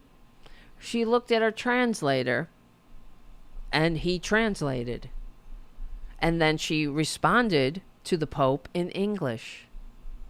So does that sound like she's fluent in Italian to you? She might know how to say hello or goodbye in Italian, but she's certainly not fluent. And same thing with French, the language of French, the language of the Franks. I'm just fucking, I don't know why I'm laughing at myself. There she is. See, look, here's the video. Nice to meet you, she says. Why don't you? She's not even saying anything in Italian. He starts talking in Italian. What do you give him to eat? And there she looks at the interpreter. Oh shit, it's buffering again. Buffering is my nightmare. Well, the point is, she doesn't speak 5 languages. She's a grifter. But I gotta tell you, there's a video of her. All right, in a Fox and Friends. They ask her, do you speak 5 languages? And she says, yes, I do. I book. And I learned in a book that I speak 5 languages. And she has this big smile on her face when she's lying to this person. Why would you do that? You know, that's something that we can easily tell. And then there's another video when she goes to France and she goes and meets some sick children in a hospital. Of course. Oh, she goes in and she goes, bonjour, bonjour. See, I could speak French. I could say I'm fluent in French right there. Bonjour, bonjour. And then she sits down with the kids who are sick. They're probably sick of her. And she starts speaking in English to them. And the translator starts translating. Oh, shit. Why is it playing now? Bonjour, no. Bonjour. Yes, that's it. She doesn't speak these languages. She's a grifter. I mean, what is wrong with these people? You understand? That is the mark of insecurity. Who asked you to say you speak 5 languages? You know? Like, what's wrong with you speak your native tongue and you speak English barely. Okay, good for you. Whatever. Why do you have to make up a lie that you speak 5 languages? And we could prove it. That we could prove you don't. And then when she was at the UN too, when the French Prime Minister and others who were speaking in the language she says she's fluent in, she's sitting there with the thing on her ear. I'm fluent in French too when I have some translator in my ear. She doesn't, and there's no video. There's absolutely no video of her ever speaking fluent anything, not even English. That's for sure. But I just can't take it. I know is it a minor thing though? Is it a minor thing? What if Jill Biden, Dr. Jill Biden, you know how Republicans were all triggered that she was going to call herself doctor? You know, because that's what she's fucking called. That's her name. She's just showing off. She shouldn't use the doctor. They were pissed. Because women should know their place. You know, they got to be small. You got to be small. Can't make the very small men who are the Republicans, you can't make them feel any smaller. So if you're a woman, you got to be small. That's why there are some men of these right wings, they'll never vote for Harris because she's a woman, because they're very small men, and she's bigger than they are, and that upsets them. They don't like feeling triggered. They don't want to feel bad. They wish they can write a law about that. You know, like they do in Iran or wherever, in Saudi Arabia. Jim on the chat says, I shouldn't judge. Maybe she really loves him. Oh, Jim. You're hilarious. Maybe she really loves him? Or she's the one? She's the one. Out of everyone on earth, she's the one. Nobody loves him. Nobody. Not even him. That's the problem. His mother didn't love him. His daddy didn't love him. His kids hate his fucking guts. His wives hate him. What's to love? These two dullards, you know, sticking to these assholes. Sitting around, you know. After sex, she like gets on her all fours and she faces the TV so she can watch TV. That's it.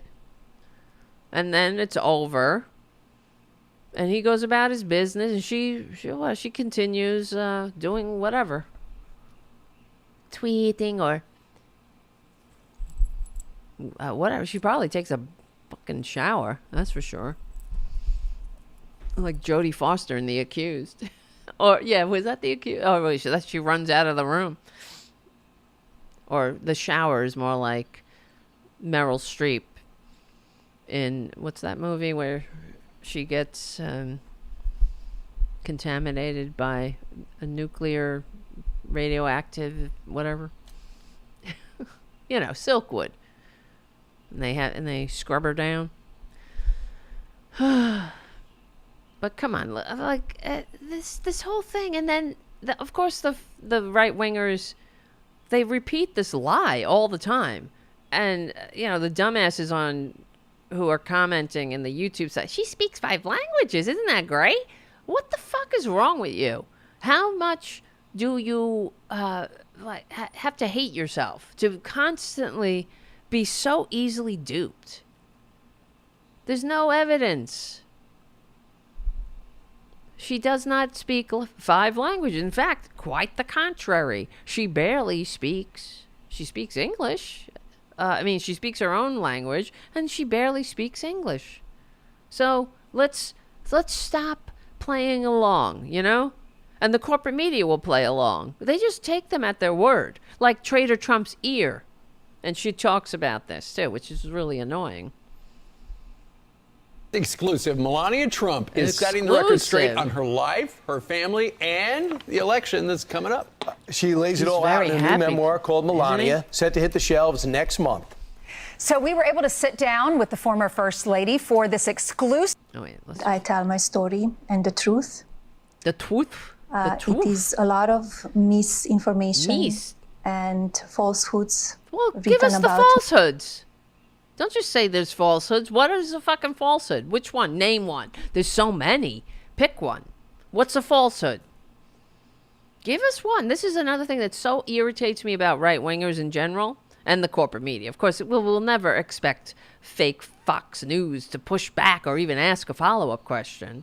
But, yeah, they just throw shit out there like that. Oh, look at here, look at there. You know, you see it. You know what? Like nobody's ever seen. Look at this, look at that. What's the falsehood? Give us one. Can you tell us what the falsehood is? Give us one falsehood. There are so many. You wrote a book to undo or tell your side of the whatever was you think is a falsehood. You can tell us. Can't you tell us one? Give us a little teaser of the falsehoods. And I want to put the record straight. What record? And people can. What's the record? What? That you suck? That you don't speak 5 languages? Well, put the record straight. Let's hear it. Go. It's French. Let's hear it. Bonjour. Bonjour. See, I speak Korean. I can't speak it now. 안녕하세요. I speak Korean. Look at that. 안녕하세요. Right? I speak Korean. 안녕하세요. 안녕하세요. That's hello. But in different ways. You know, you say one for more familiar, and then there's one that's more formal. 안녕하세요. That's the familiar. Learn some things that they were never discussed. Like what? Give us one. And I hope they enjoy the book. How did you feel about Donald Trump running again? I support him. Look at those him. 2 bitches. Just fake ass from head to toe. Like, what's with the smiles? Just be yourself. Why you gotta be so smiley? Well, because that's the way Trader Trump likes women. Very smiley. Be very small. Be small. If you write a book, make sure all you do is praise the con man. I know how. And say nothing. What's the lie? Is it a lie that he underwhelmed a porn star while you were home recovering from childbirth? Is that a lie? Is it a lie when we saw you slap his hand away? When he tried to hold your hand? Is that the lie? Well, I mean, we saw it with our own eyes. Is to make America great again. Fuck you. That's all he wants to do. Make America great again. Well, you're assuming that America's not great by saying you want to make it great again. When was it great? Give us the time you want to make it again.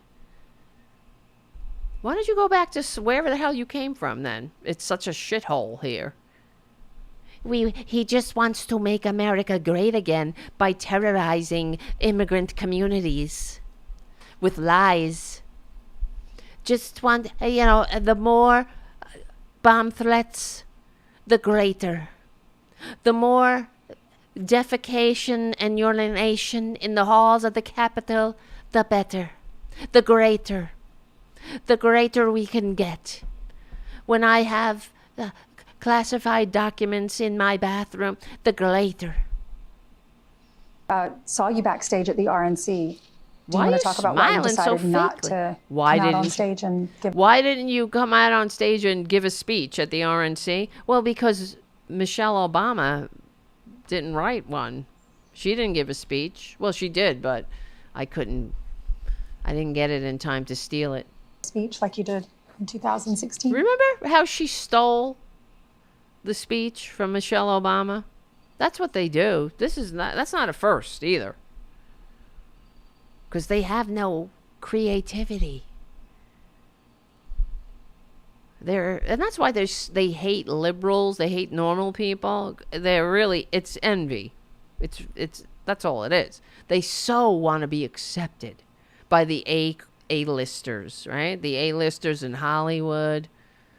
That's why they're always like Hollywood liberals. They want to be Hollywood. They want the accolades. But they don't want to be the decent people or they can't be the talented people. They're not capable of it. So they disparage. Instead of simply being secure in themselves enough to admire someone's talent or capabilities, they fake it. They pretend. Oh, we're just being picked on. No one likes it. We're being canceled. It's a cancel culture, Hollywood liberals. No one likes us because we just want to make America great. I'm setting the record straight. It was my decision. I think was just the Decision? time. I think was the right time.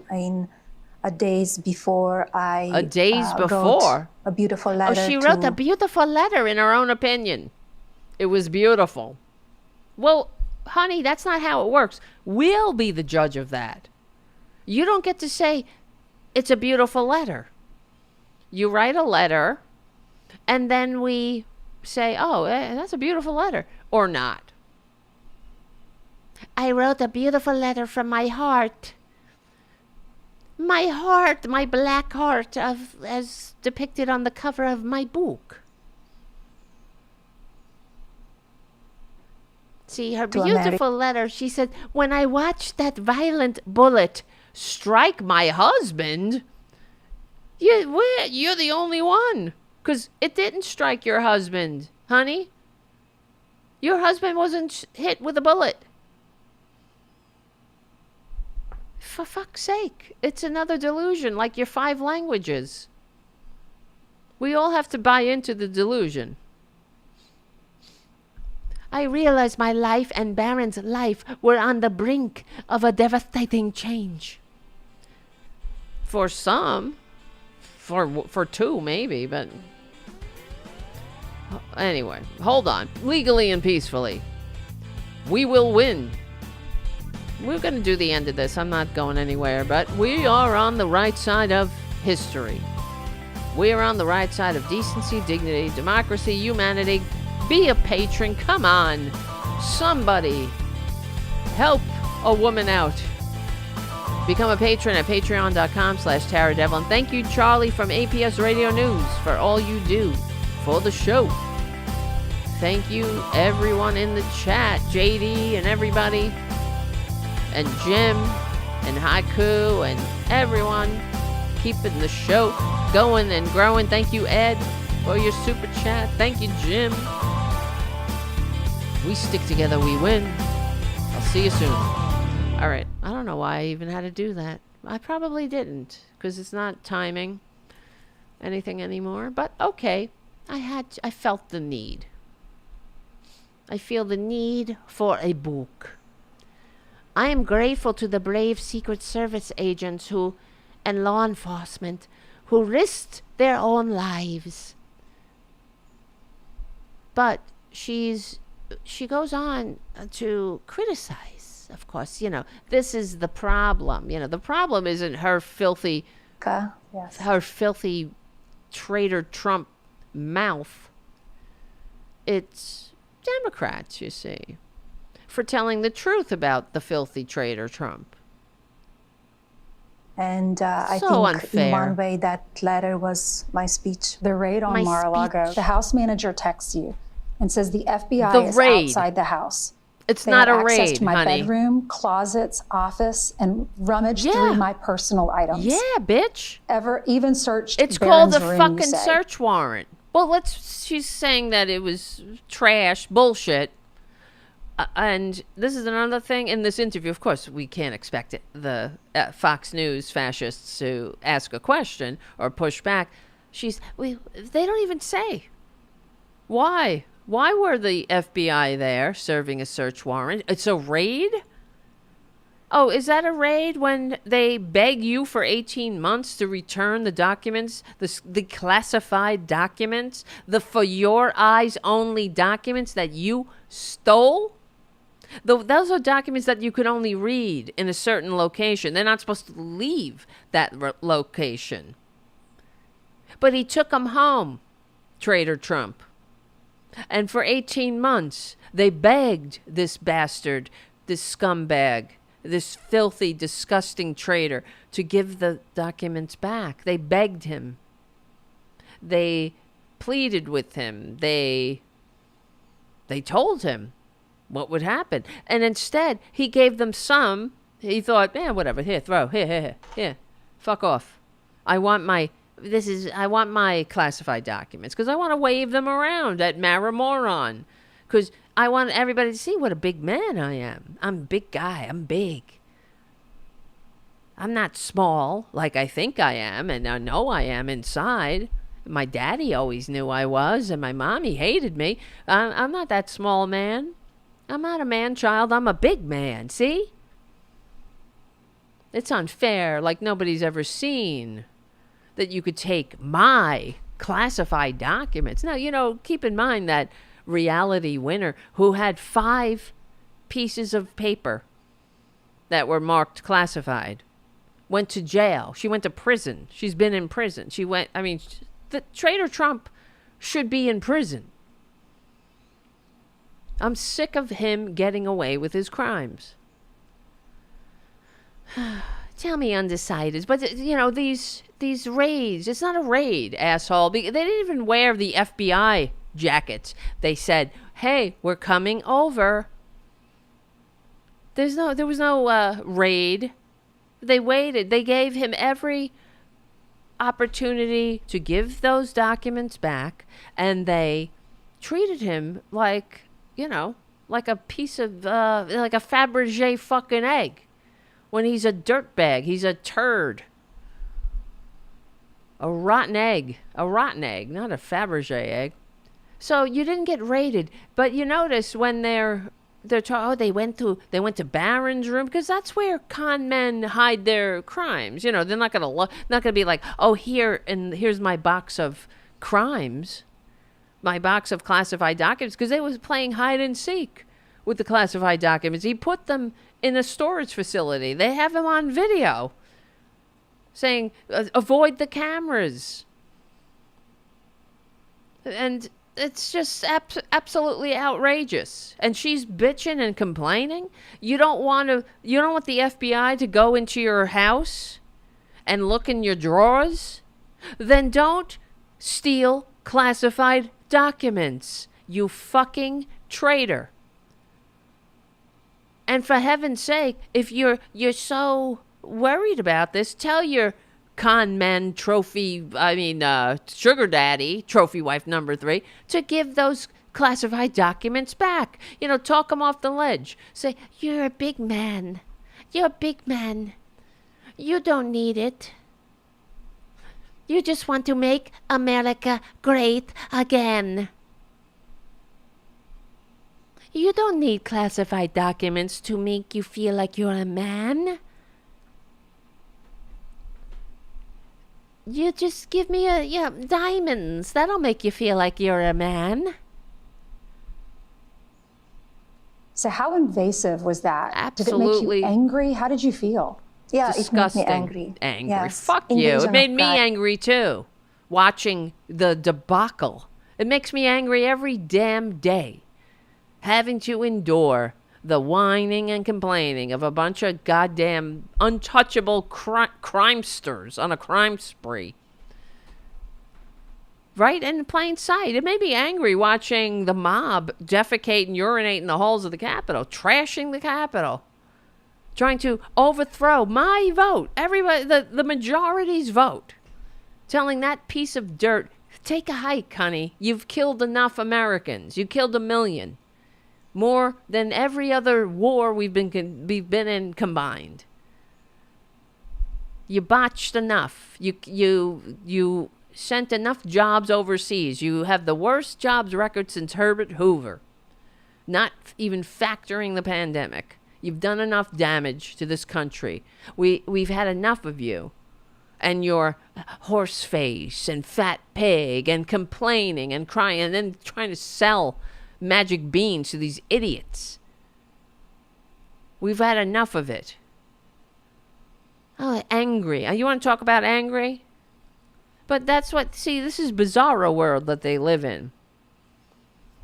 You know, they have Trump derangement syndrome. Thinking that this is, that they're normal. That he's normal. That's the Trump derangement syndrome we've heard so much about. But having eyes and a brain and living in the reality-based community, that's not Trump derangement syndrome. That's being informed and aware and normal, and not a weirdo. And loving your country and being a patriot, and doing everything in your power to send the parasite poisoning the blood of your country, to send that parasite into history's trash bin before it's too late. And the way it was done I was really surprised. And you told your house manager, just leave it. Why don't you tell everybody why? Why? You want to call it a raid? When it wasn't, of course. Tell everybody why they were there. They just blow right over that. Party of personal responsibility. Just blow right through the fact that, what were you doing with classified documents? That's one of the 4 federal indictments, or one of the 4 crimes that he can be arrested or go to jail for. Hopefully soon. God help us. Touch anything, don't put it back. You wanted to see it for your own eyes. With your own eyes? I mean, can you believe how these people are pretending this is such an outrage? How they attack the FBI? How they attack accountability for their crimes? What did it look like when you walked back in your house that had been what raided? A victim. What did it look like? And you think she picked anything up? She has a fucking staff to do this. She said, I want to see. Really? Okay, I believe that. Like, I believe she speaks 5 languages, which she doesn't. And then she had the maids clean up her mess that she created because she didn't tell her sugar daddy to return the classified documents. She didn't do all she could to help make sure that the American people were made whole, that this fucking threat to national security wasn't able to show anybody else documents that we have it on tape. Him going, look at this. Look at right here. This is classified. You know, if I was president, I could declassify this, but I can't do that anymore. But can you believe it? Look at me. What a big man I am. She's fucking complicit. She's disgusting. Let me see what I want to see it. Leave it the way it is. Oh, you're such a victim. Right? You're so victimized, poor baby. So unpleasant stuff that nobody wants to see it. Like what? And you get what unpleasant stuff? They went through your drawers? They saw your vibrator? What? What? Give us a clue. Well, don't steal classified documents. I mean, it's called consequences. Living with the consequences of your actions. But that's why they're so outraged. She's outraged there are consequences. The consequences are for others, don't you know? And I find it absolutely infuriating to listen to them whine about the FBI, but then she doesn't say, what are they doing? Why did they raid you? They just leave that out. Of course, it wasn't a raid. They knocked. There's no fucking raid. They said, we're coming over at this time, on this date, when you're not there. I mean, they gave them more consideration than any other criminal ever. Any other criminal, they come to your house at 5 a.m. I know these other criminals, these right-wingers, we've seen video of like Roger Stone. They complain, oh, they came at 5 a.m. Oh, I was barely awake. That's what they do. They because you're home. But so you can't start burning or shredding all your crimes. But to them, they came right in the broad daylight saying, we're coming over, but waiting for the con man not to be home, even though that doesn't stop him from saying, oh, they were going to kill me. Oh, God, when will it end? Hi, Shannon. I see Shannon in the chat. It's like Magic Garden here. I see Shannon and Ed and Jim and Terry. I just want to post that link from Shannon. The link, because Shannon's in a contest. We posted it before, but now I think Shannon is in the top 10, guys. So let me get it off my phone. So you have to take your time. Not take your time. Do it now. Don't listen to that. And vote for Shannon in the Face of Horror contest. She's in the top 10. She's number 1 right now. And if she wins, she gets very cool stuff. Where the heck is it? Come on, I'll find it. She gets $13,000. You know, unlucky 13. Well, lucky 13, not unlucky. And where the hell is the Face of Horror? Mother effer. I have it. I vote every day myself. Oh, here we go. And she's in the top 10. And this is the last round. Let's see if that goes through.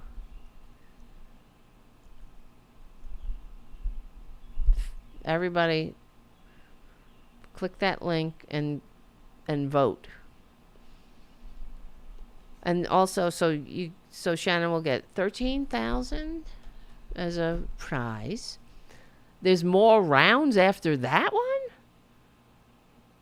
I thought this was the final round and there was only 10 left. Oh my God, they don't make it easy. And so but Shannon will get to be on a photo shoot with some Face of Horror thing, some horror photo shoot. It sounds great. It sounds like fun. And Shannon, you deserve it. Something different, something memorable. And I'm not gonna, fingers crossed. You're in the home stretch. So everybody, take a moment and vote for Shannon. And I'll put it in I'll put the link in the description too of the show here. Vote for Shannon. Vote for Shannon. In the Face of Horror contest. Okay, it's link in description too. Yeah, you tried something and it's working out. You're doing well. You're doing great. And I hope you win. I really do. You deserve it. Angry because you are resilient, like Melania. Nobody should be putting up with that kind of stuff. Nobody should fucking steal our classified documents. This country. How dare you? Nobody should be putting up with that stuff. We were told this week, and we were told that authorities have already known this for a while, that there was an Iranian plot to kill your husband. So I watched this video that you released on social media questioning the first assassination attempt. For the second one, if they knew that there was this plot, why didn't they sweep the golf course? They did. It's what are you talking about? They swept the golf course. They found the guy. Trader Trump wasn't anywhere near him. And we were talking about this on the last show. How much? Why don't they tell his fat ass to stay home? So we gotta pay all these Secret Service agents more money. So the parasite can play putt golf. He could go out and play golf. Oh, how wonderful for us all. Tell him to stay home. Tell him to stay inside, his tacky goddamn maramoron. Why does he have to? He gets to roam out on a golf course when they're gonna attack him? Absolutely no. You don't get to choose. You want to live? We'll do what we can, but we're only how many people here, and you're not the president, so guess what? It's a lot to cover an entire golf course, so because you want to go fucking play golf? And we're getting these threats, and you're not helping. You're the one. You and your Republicans, you're arming these idiots with assault weapons. And you're telling them, you're pouring all this bullshit into these morons' heads.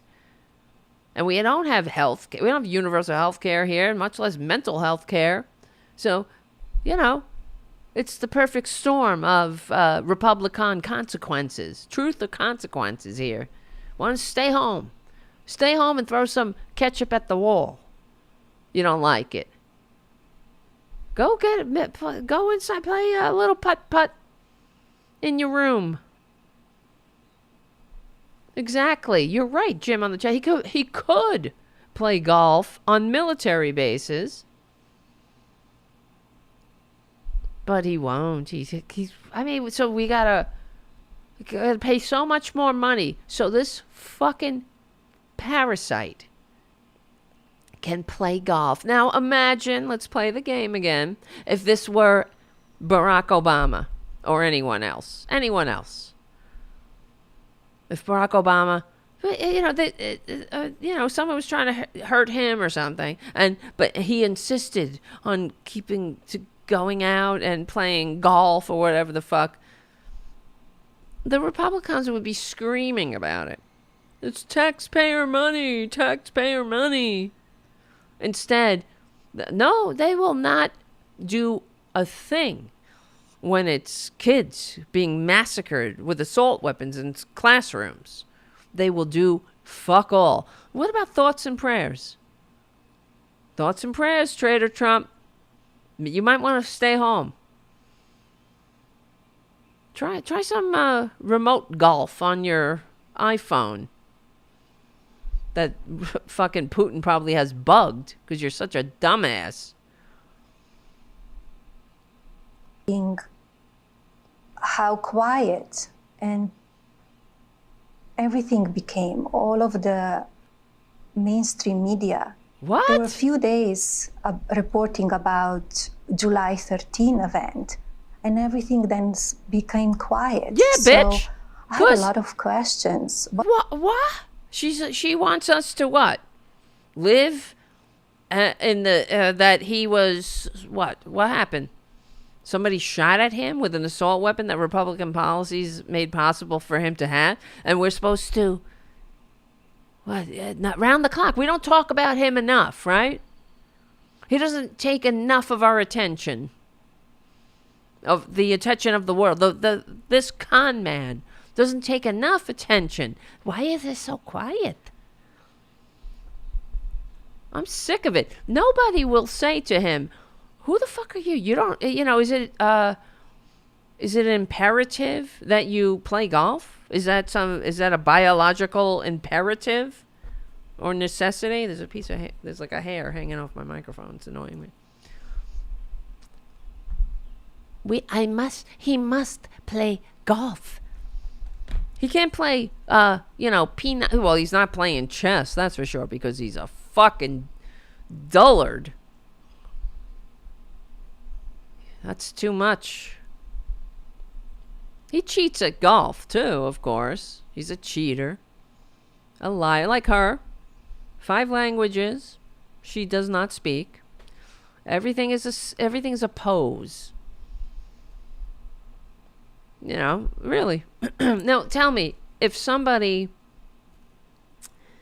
let's say Dr. Jill Biden claimed to speak 5 languages and she required an interpreter when conversing in the language she says she's fluent in, what do you think the media would do? What do you think Fox News, and the corporate media, the rest of the corporate media, they'd all pile on? Why do you need an interpreter? I thought you were fluent in Italian, French, German. What is this? What's this interpreter? They never ask. You understand? It's different rules. It's like a goddamn mass hysteria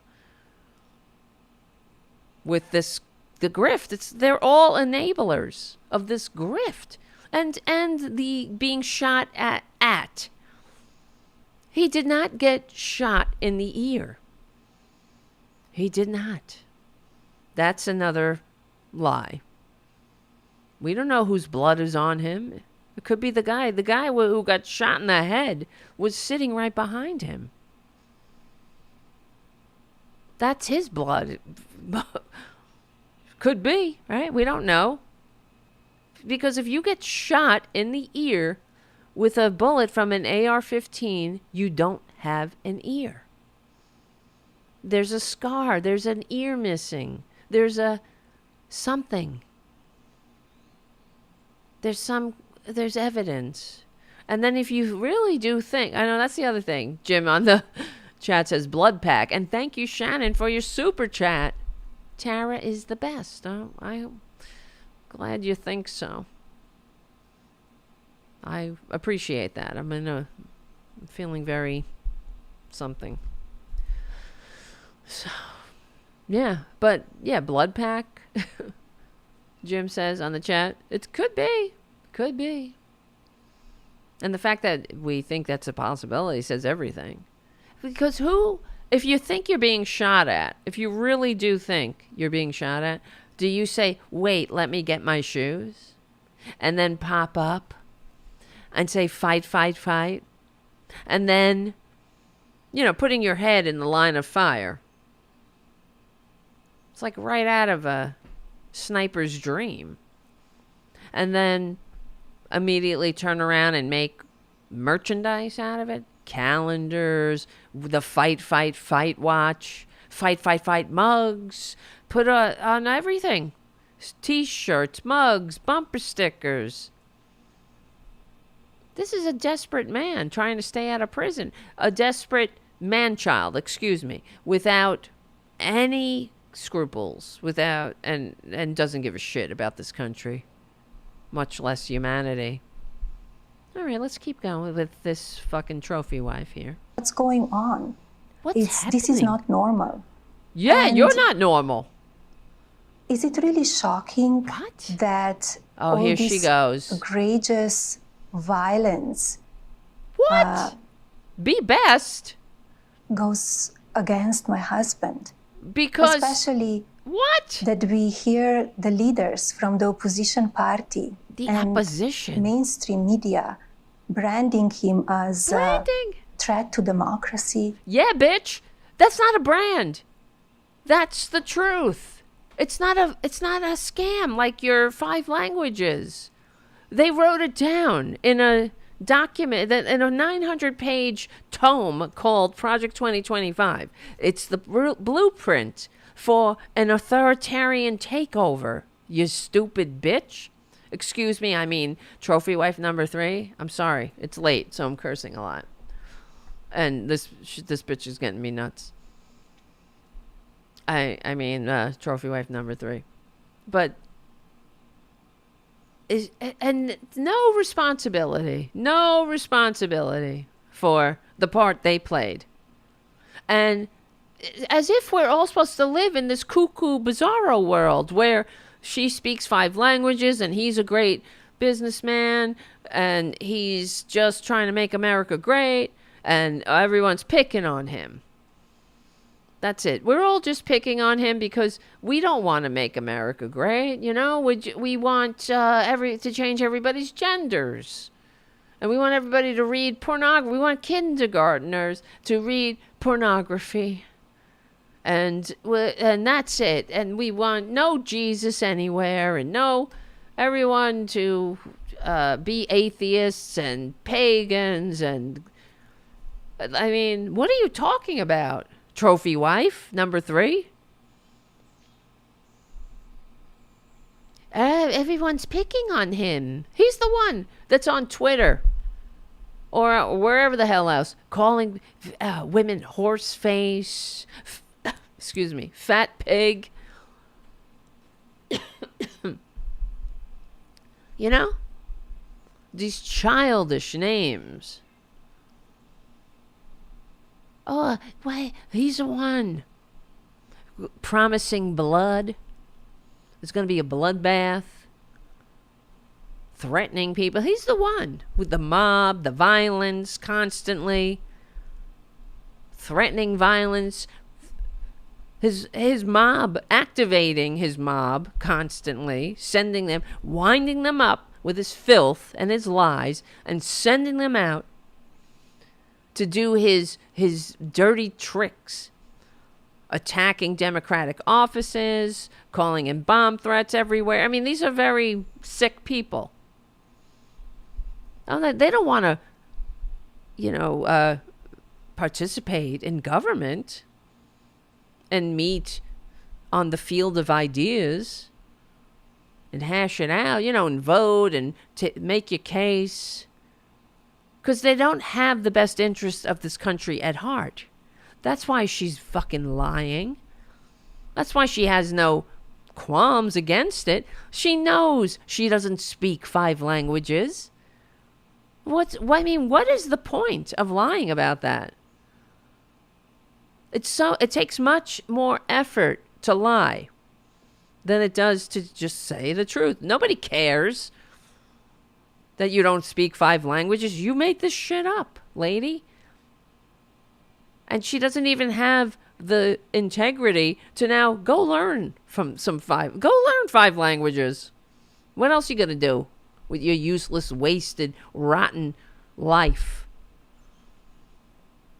Take the Rosetta Stone course. Go learn, Buongiorno. Buongiorno. No, that's a pasta. See? That's her. That's her at the hospital. Buongiorno. Spaghetti and meatballs.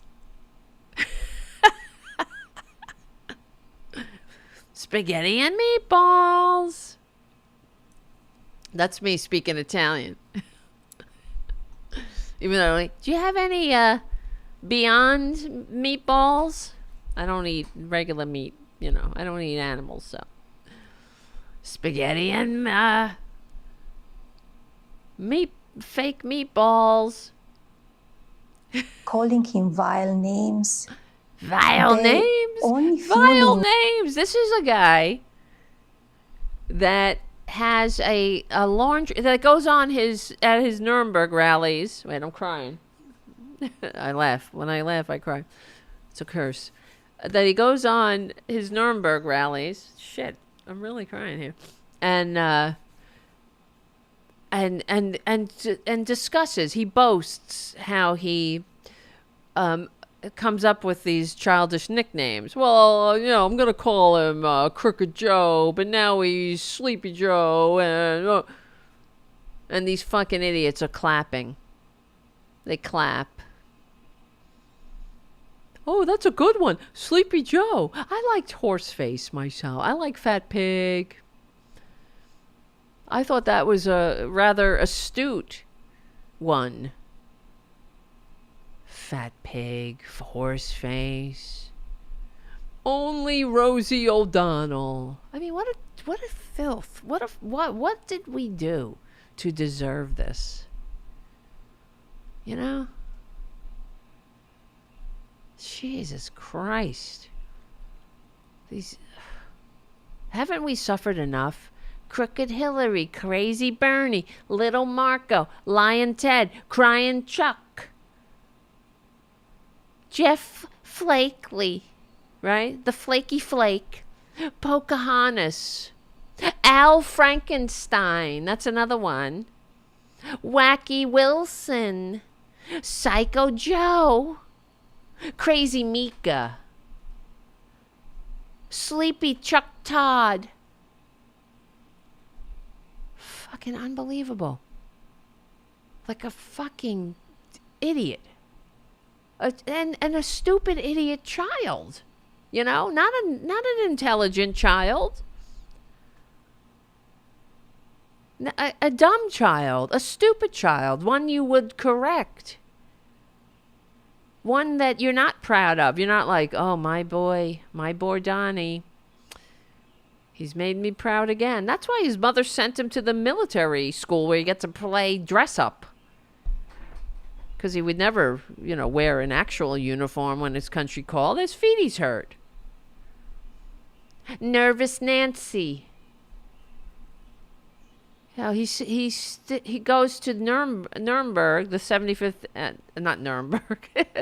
He goes to Normandy, the 75th anniversary of Americans helping liberate Europe from somebody like him, from one of his heroes, and in front of the backdrop of you know, the Gardens of Stone, where young men lost their lives, gave their lives to liberate Europe from fascism.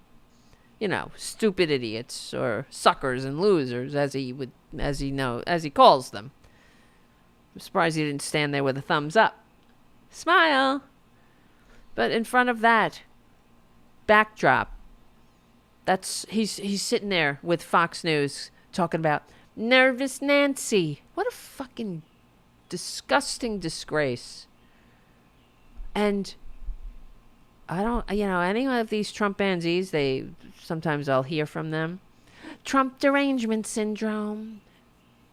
That's Trump derangement syndrome. To see that behavior and look at that scumbag, see everything that he's done, and still say, yes, more please. That's the Trump derangement syndrome that we're frankly sick of.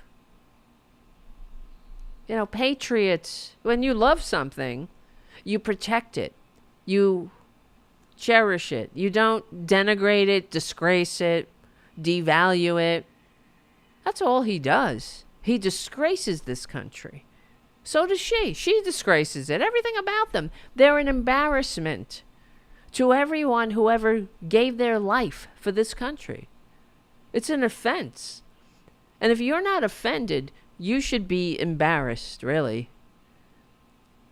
I'm to the point. I actually heard, I don't know, where was it? Where did I hear this? Was it on the corporate media? Somebody was saying about, and they were singing my song, something we've been saying, that these Trump supporters at this point should be ashamed. That's how you have to treat them. Shaming, public shaming is due. Oh yeah, it was George Conway. That's what he was saying that. And I'm like, hello. That's what we've been saying. There's no, hey, what would Harris do to get your vote? These are not sincere people. They're not serious people. Yes, exactly, Ed. I forgot that one. Governor Newscum. And then the corporate media. Here's Tara Jr. trying to climb up. They'll play his stupid speech, whatever he says, and then he'll just slip it, Governor Newscum does the... They don't even say anything. They don't correct it. They don't come back and say, what the fuck is wrong with you? That's what has to happen. The media said, why are you calling somebody Governor Newscum? What is wrong with you? Are you 2 years old? You're almost 80. You waste of human DNA. Yeah, Lion Ted, Governor Newscum. Oh, Democrat Party, of course, right? Fucking children. It's about time. They need to be shamed. These people need to be ashamed to say, what is wrong with you? Are you 2 years old, or what is it? You think that somebody who behaves like this has any business making decisions in our government? In the government that so many people sacrifice to create and entrust to us, and now you're here dragging it into the sewer with you, with your childish antics? How dare you? That's what has to happen to regain our integrity in the world, in front of the world. We got to get these people out. They got to go into history's trash bin quick. 39 days. 39 days. Jesus Christ. A toxic atmosphere. Yeah, and giving power you did all of make a these toxic people that atmosphere. They want to do harm to him. They This want to needs do to harm. The people who are shooting at him are right-wingers, armed with assault weapons that Republican policies make possible for them to have. So, okay. This needs to stop. The country needs to unite. Unite? How are we going to unite? Around horseface? What? A good nickname? Sleepy Joe? Nervous Nancy? We got to unite around calling migrants, with danger, get the fuck out of our country. We have to unite around mass deportation. Start with Melania. I mean, really, these Haitians, they're not the ones who are ingrates, right? She sucks. This bitch gets everything. Fucking sitting in her ivory tower. She's got the nerve to denigrate, to lie, to help this grifter rip this country apart. Yeah, that's it. You're right, Haiku, on the chat. By unite, they mean we give in. That's it. That's why whenever the Republicans, they say, whenever Joe Biden would pass legislation or not do everything that they want him to do, when he doesn't funnel more money into the hands of the rich, or that's the only thing they want to do, or whatever Republican policy they're trying to peddle. The Republican, they whine, Joe Biden said he was going to unite us, meaning to them, we're supposed to do everything you want. That's not uniting. If you don't do everything that the Republicans want, you're not uniting us. And I encourage everybody to read my letter that I wrote on July 14. It's a very underwhelming piece of fiction you wrote there, lady. I encourage you to read my book on page 99, where I talk all about... What do you say? You want to set the record straight?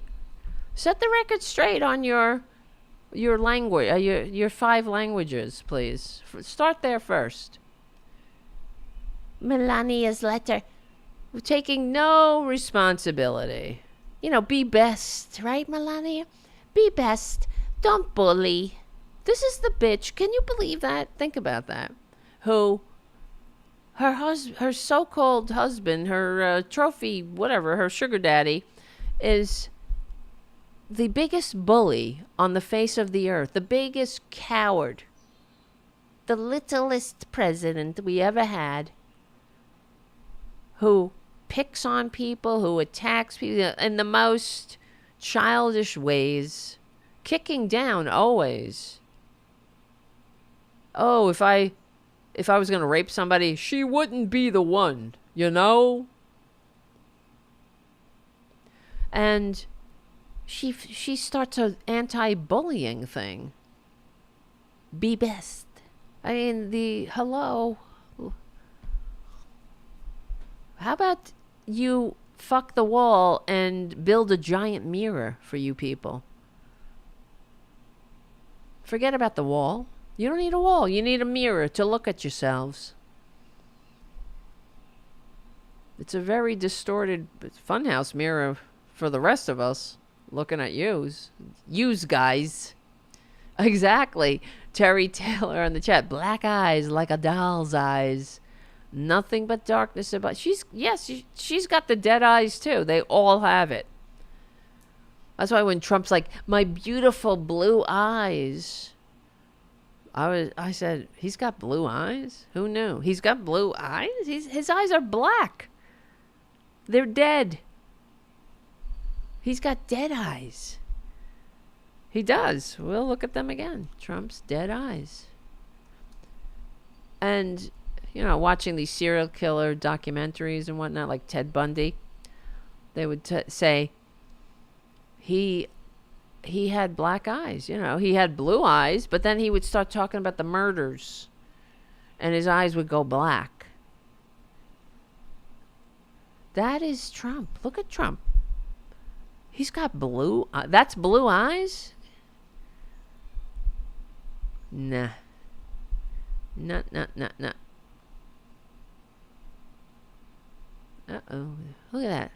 Blue eyes? Those are like 2 black holes. Dead. Lifeless. Like trophy wife. Like trophy wife number 3.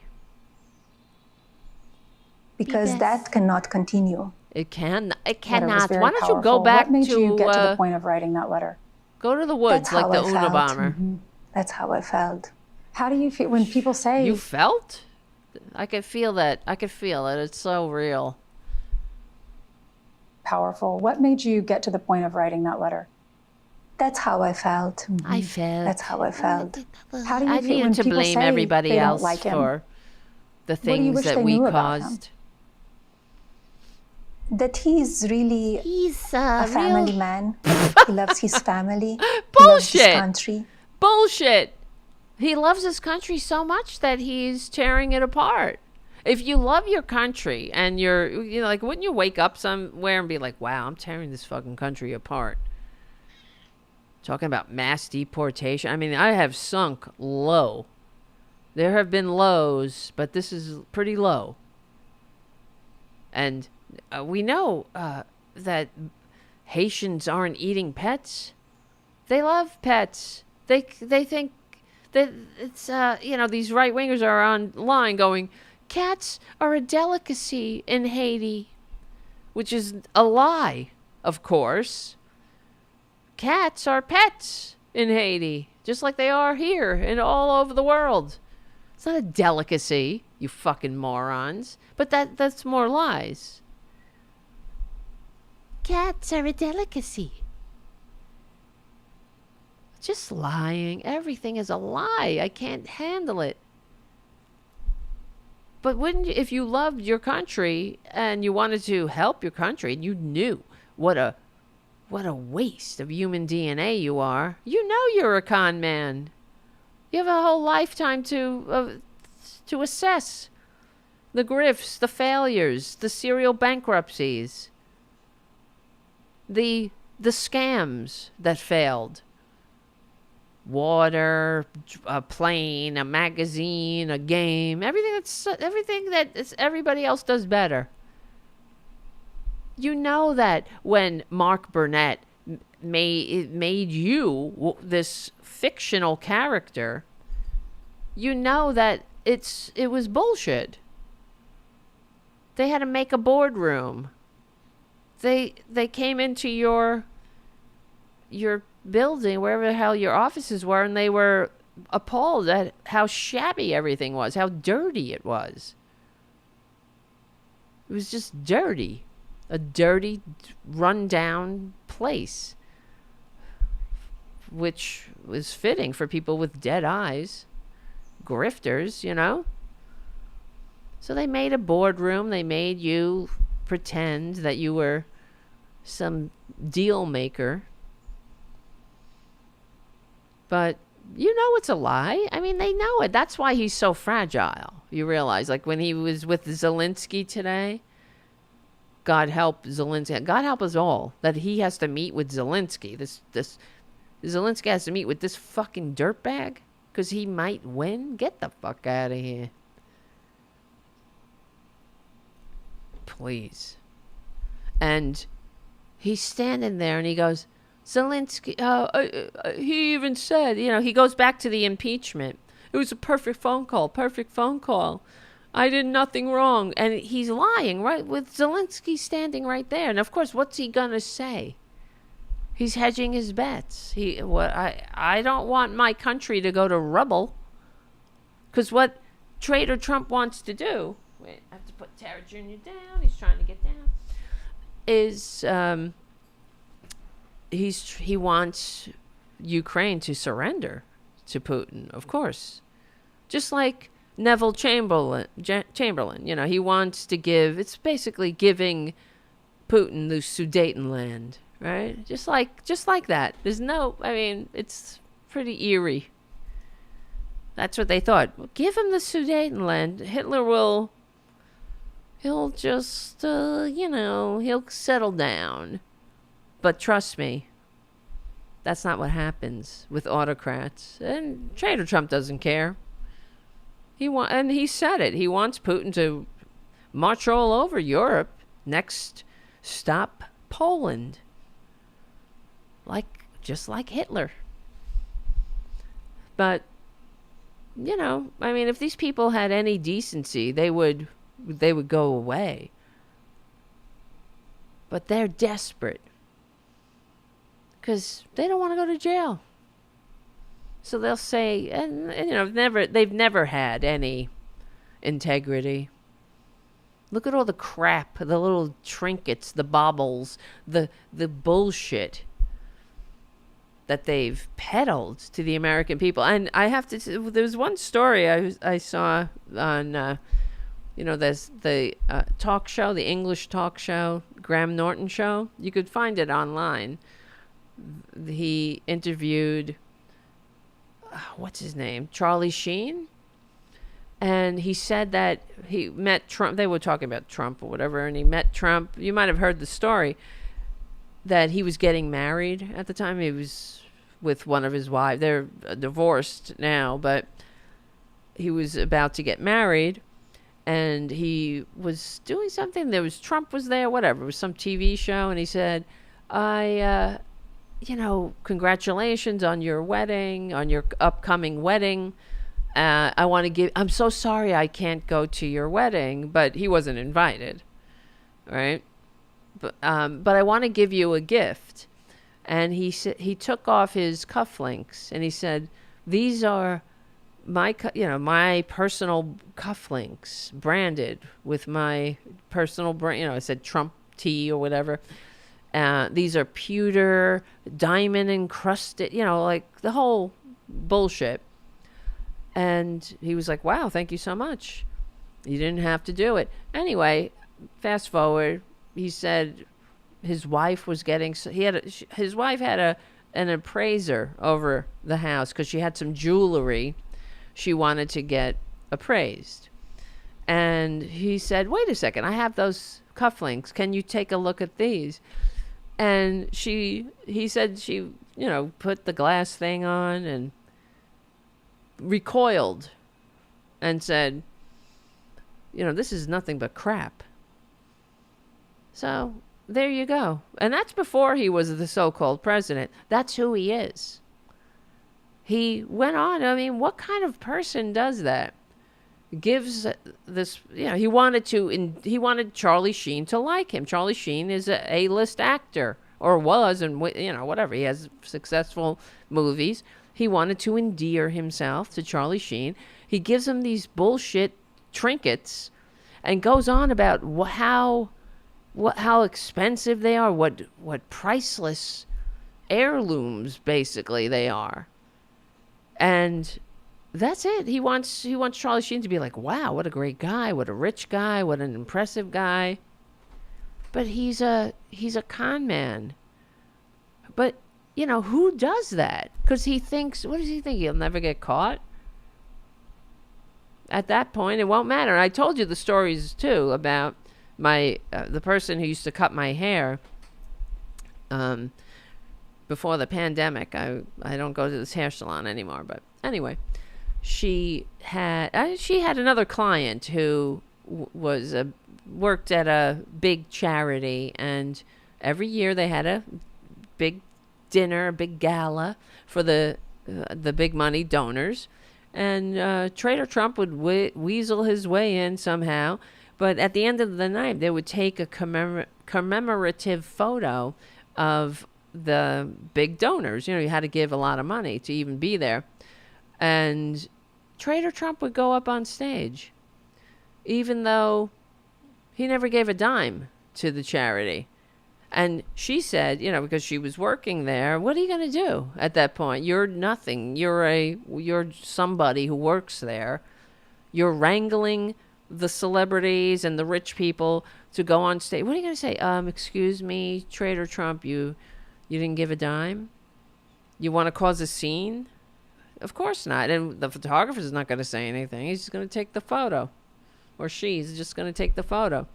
But who has that level, that lack of integrity to do something like that? Because it's so beyond what normal people do. And that's why you're flabbergasted. And this is what he's doing to the whole country. That's why he's getting away with destroying it. And we have to stop. We have to stop bringing a strongly worded email to a gun battle. Okay, so it's getting late.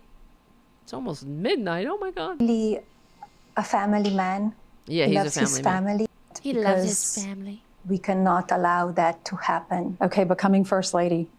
You wrote in the book when you found out you were watching Fox News right here in Trump Tower, and you write, I vividly recall Brett Baer's announcement. Why are you smiling? Oh, she's smiling. I thought they were talking about the assassination. President-elect attempt is Donald J. Trump. And he looked at you and he said, can you believe it? And you said, yes, I can. Your life immediately changed. When did it hit you? I am the First Lady of the United States. Yes, I can. We all saw the photos, though, right? I don't know that of her it puss hits on you, her face. The assassination hoax. You're right. That's what I should call it. Responsibility. You talked about having special bonds with First Ladies, with the wives of prime ministers. Not really. Not really. They hate you. You're an embarrassment. You're a nude model, a trophy wife. Number 3. She's a disgrace. All right. You did that at Christmas time. You left your family. It was in the dead of night, and you fly over to Iraq to bless the troops. Oh, to bless the troops. You know, Who are you? What are you? What are you, a goddess? I flew to bless the oh God, if I was wearing the uniform at that time and this happened. You've also traveled to bless the truth. I would be like, fuck you. No, I mean, I'd probably just, no, I would be, I'd walk out, be like, bye, I gotta go. Visit our soldiers. Lay down. You did that at Christmas time. Bless the soldiers. Bless them. Fuck you. Okay, I just got to get to the end because she goes on a litany of lies. Oh, strong tweets. Oh, wait, here we go. This is what really pissed me off, too. I mean, it's really not great. She's talking about America now. To make American dream possible again. Eat my ass, lady. Okay, hold on. I mean, hello. So what makes Donald Trump want to do this? Oh, wait, that's me buffering from before. All he wants to... All he wants to buy my book. As he says, make America great again. He just wants to make America great by calling people fat pigs and horse faces. To make this country prosperous, safe. Really? Like it's not now, where we only have the greatest economy in the Western Hemisphere, in the Western world, right? Recovering from the pandemic faster than every other developed nation. We only have, inflation is coming down. It just keeps coming down. I know they hate that. Faster than every other nation. Infrastructure Week is no longer a laugh line. It's happening. We've brought manufacturing back, unlike Trader Trump, who shipped jobs overseas.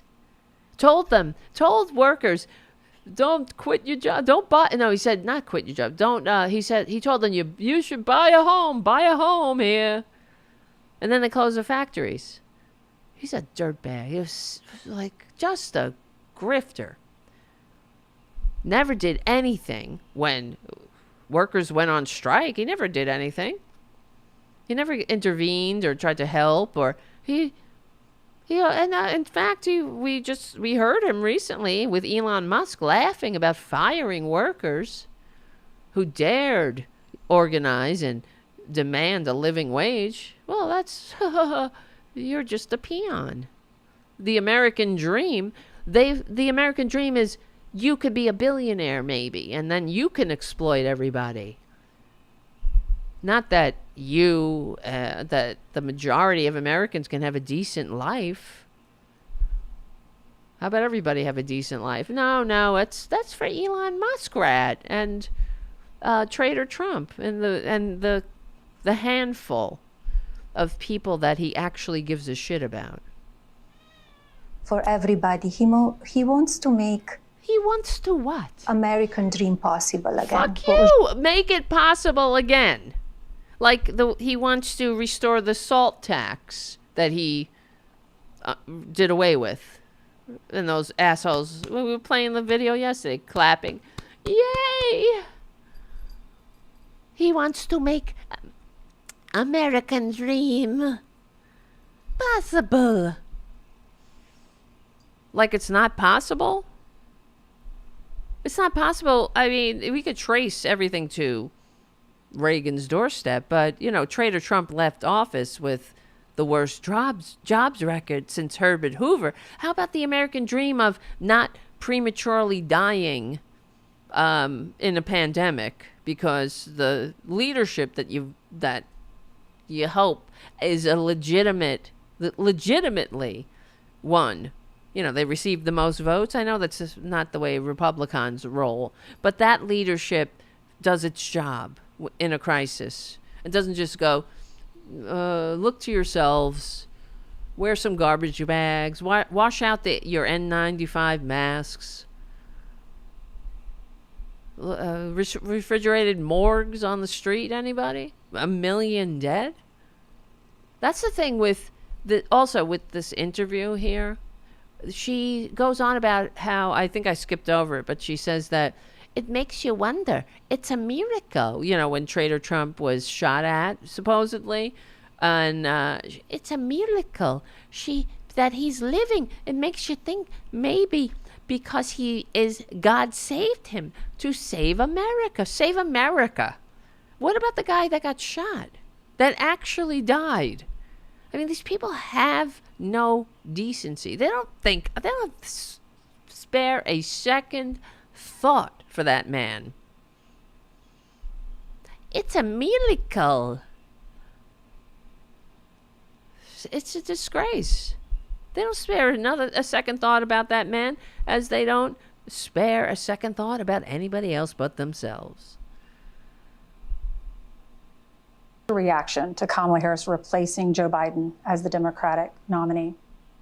Well, how I see it is the records speaks for itself. Yeah, they do. They do. The records speak for themselves, but she's living in bizarro land. Country is suffering. Is it? Where are you fucking living? It's suffering. You live in the Trump Tower. It's suffering. If it's suffering, then stop tweeting. Tell your husband to stop running for the so-called presidency and take responsibility for his life of crime.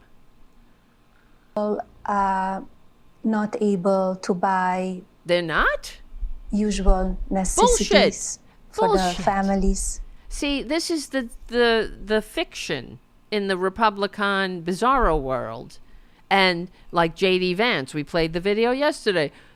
Kamala Harris's eggs are $4 a gallon, when there's a ad right over his shoulder when he's holding, of course, 2 dozen eggs, and it says eggs $2 a dozen. When President Trump was in office, eggs were $2 a dozen. And he's holding 2 dozen eggs. I can't help. I just can't. When is it 39 days yet? We have wars going on around the world. Yeah, bitch. But so did he. This is another thing that really gets on my nerves with them. Pretending that Trader Trump is some kind of peacemaker. Soldiers are dying. Soldiers are dying under Trump.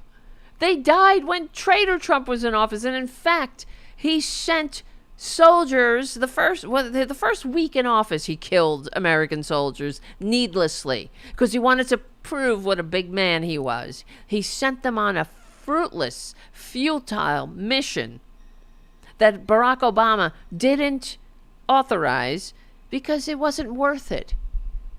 And it wasn't worth the risk. But Trader Trump did it because he wanted to show everybody what a big man he was with everyone else's lives. But did you hear this fucking litany of lies? The bullshit that comes out of everyone's suffering. Everyone is eating animals, dogs, cats. Everyone hates they're making names of my husband. Everyone is not reading my book. They're raiding everyone because of classified documents. It is horrible. Dying. Everyone's dead. Everyone's dying under this administration. The fucking scumbag who killed more Americans than every single war that we've ever been in combined. 1 million corpses, 1 million empty chairs, empty tables at Thanksgiving. Orphans, widows, widowers, friends, grieving, suffering. But these people wouldn't pull a hair for anybody else's suffering.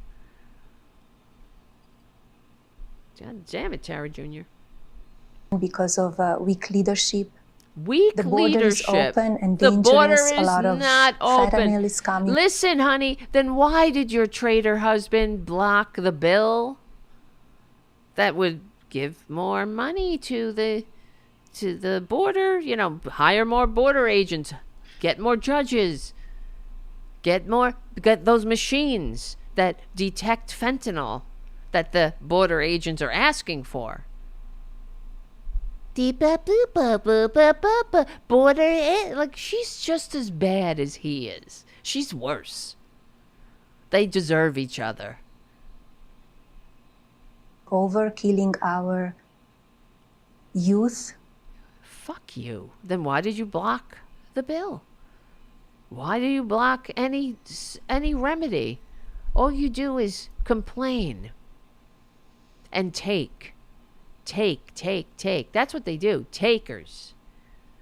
Makers and takers. These fuckers are takers. They take decency, they take dignity, they take democracy right out of this country. She's just as disgusting as her husband.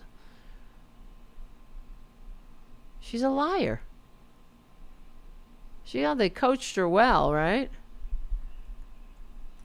Well, I guess it's the same thing that they hear on Fox News, just repetition. Everything sucks now, and everything's great. When my trophy, whatever is, that guy. It's just a lie. Lie.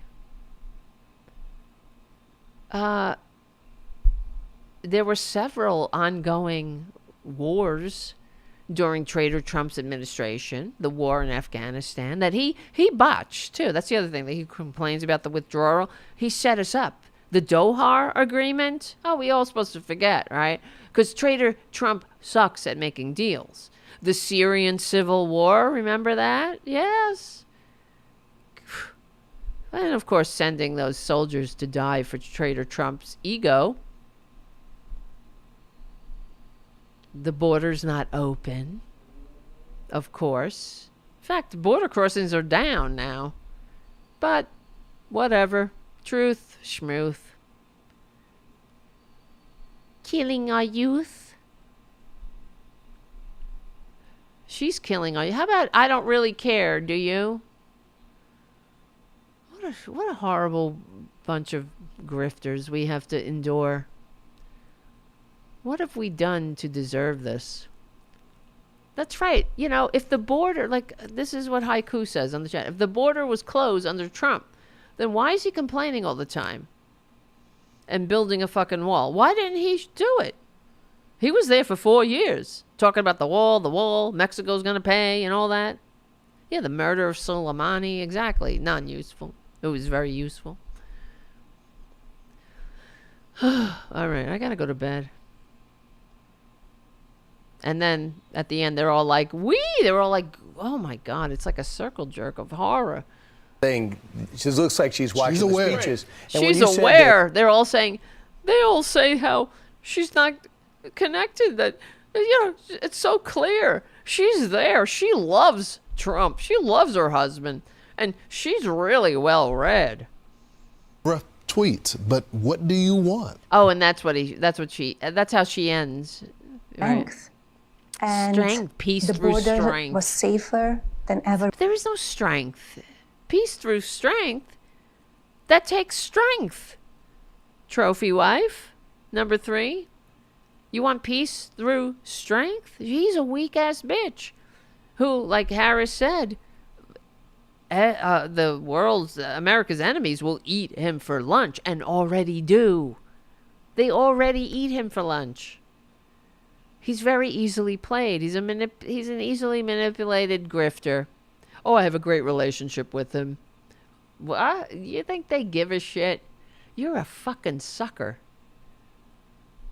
A little flattery. Oh, he gets along well. I get along well. They said good things about me. Before, we didn't have any wars. People Bullshit, were you liar. They What? had jobs. We had no wars. We had no pandemic. We had no mass graves. We had no refrigerated morgues. We had no storming the Capitol. We had no lies. We had nothing. Everything was wonderful. It would never have happened. It would never have happened. That's his whole policy. It would never have happened, and like nobody's ever seen. Go away. God damn it, go away. Support their families. Shut so the fuck I think up. What do you families? Republicans and this disgusting cult have torn more families apart than anything. You know, you want to talk about the million dead, the refrigerated morgues. How many more millions have they torn apart? People who can't talk to their fathers, their mothers, who forget about it, had friends they can't deal with anymore because they're lost in this goddamn cult of alternative facts. Decide what they really want. What they really want. Maybe some, strong tweets. Strong tweets. That's what got me. It's not strong. Maybe some strong tweets. What's strong about calling somebody a horse face? Or a fat pig? What's strong about that? What's strong about making up these childish nicknames? Or spreading filth and lies about vulnerable communities? What's strong about that? Nothing. That's what. But everything else, great for this. Strong tweets, but everything else great. Like mass deportation. Could you imagine? God forbid. If they have the power to carry that out, or anything else they have in mind. Yeah, making fun of disabled people, real strong. Calling those who gave their life for this country suckers and losers, real strong. Real strong having a concept of a plan for health care while you take health care away. A concept of sending women to back alleys to die. That's what they have. All right, it's midnight. And these assholes are like, she's great. She loves Trump. They're the best couple ever. It's like love you've never seen, like nobody's ever seen. And she really knows everything. And it's totally not a lie that she can't speak 5 languages, even though she requires an interpreter to say buongiorno. And can't speak the languages she claims to speak when somebody speaks them to her, but okay. She's the best. All right. Listen. Guys. I gotta go. I'm tired. Look at me. I've aged like 10 years tonight. Thank you for hanging out. We will win. Listen, we'll have a show during the week, hopefully. Probably. Let me look at the calendar for a second. What am I doing? Maybe Wednesday, maybe Thursday. Look at Tara Jr. Look at Tara Jr. Mwah, mwah, mwah. All right. But hopefully, look at Buddha. Look at her. She's licking herself. Buddha. All right, guys. Thank you for hanging out. We will win. We're on the right side of history, right? We're on the right side of decency, dignity, democracy, humanity. Thank you so much for hanging out tonight. You made me feel better. My name is Tara Devlin. Become a patron at patreon.com/Tara Devlin. You can join the YouTube channel. You can do all these things. Blah, blah, blah. Thank you, Charlie, from APS Radio News. Thank you, everybody. We will win. And remember to vote for Shannon in the Face of Horror contest, please. Link in the description. It takes a minute. That's it. Don't take too long. She's going to win. We will win. My name is Tara Devlin. And I will see you very soon.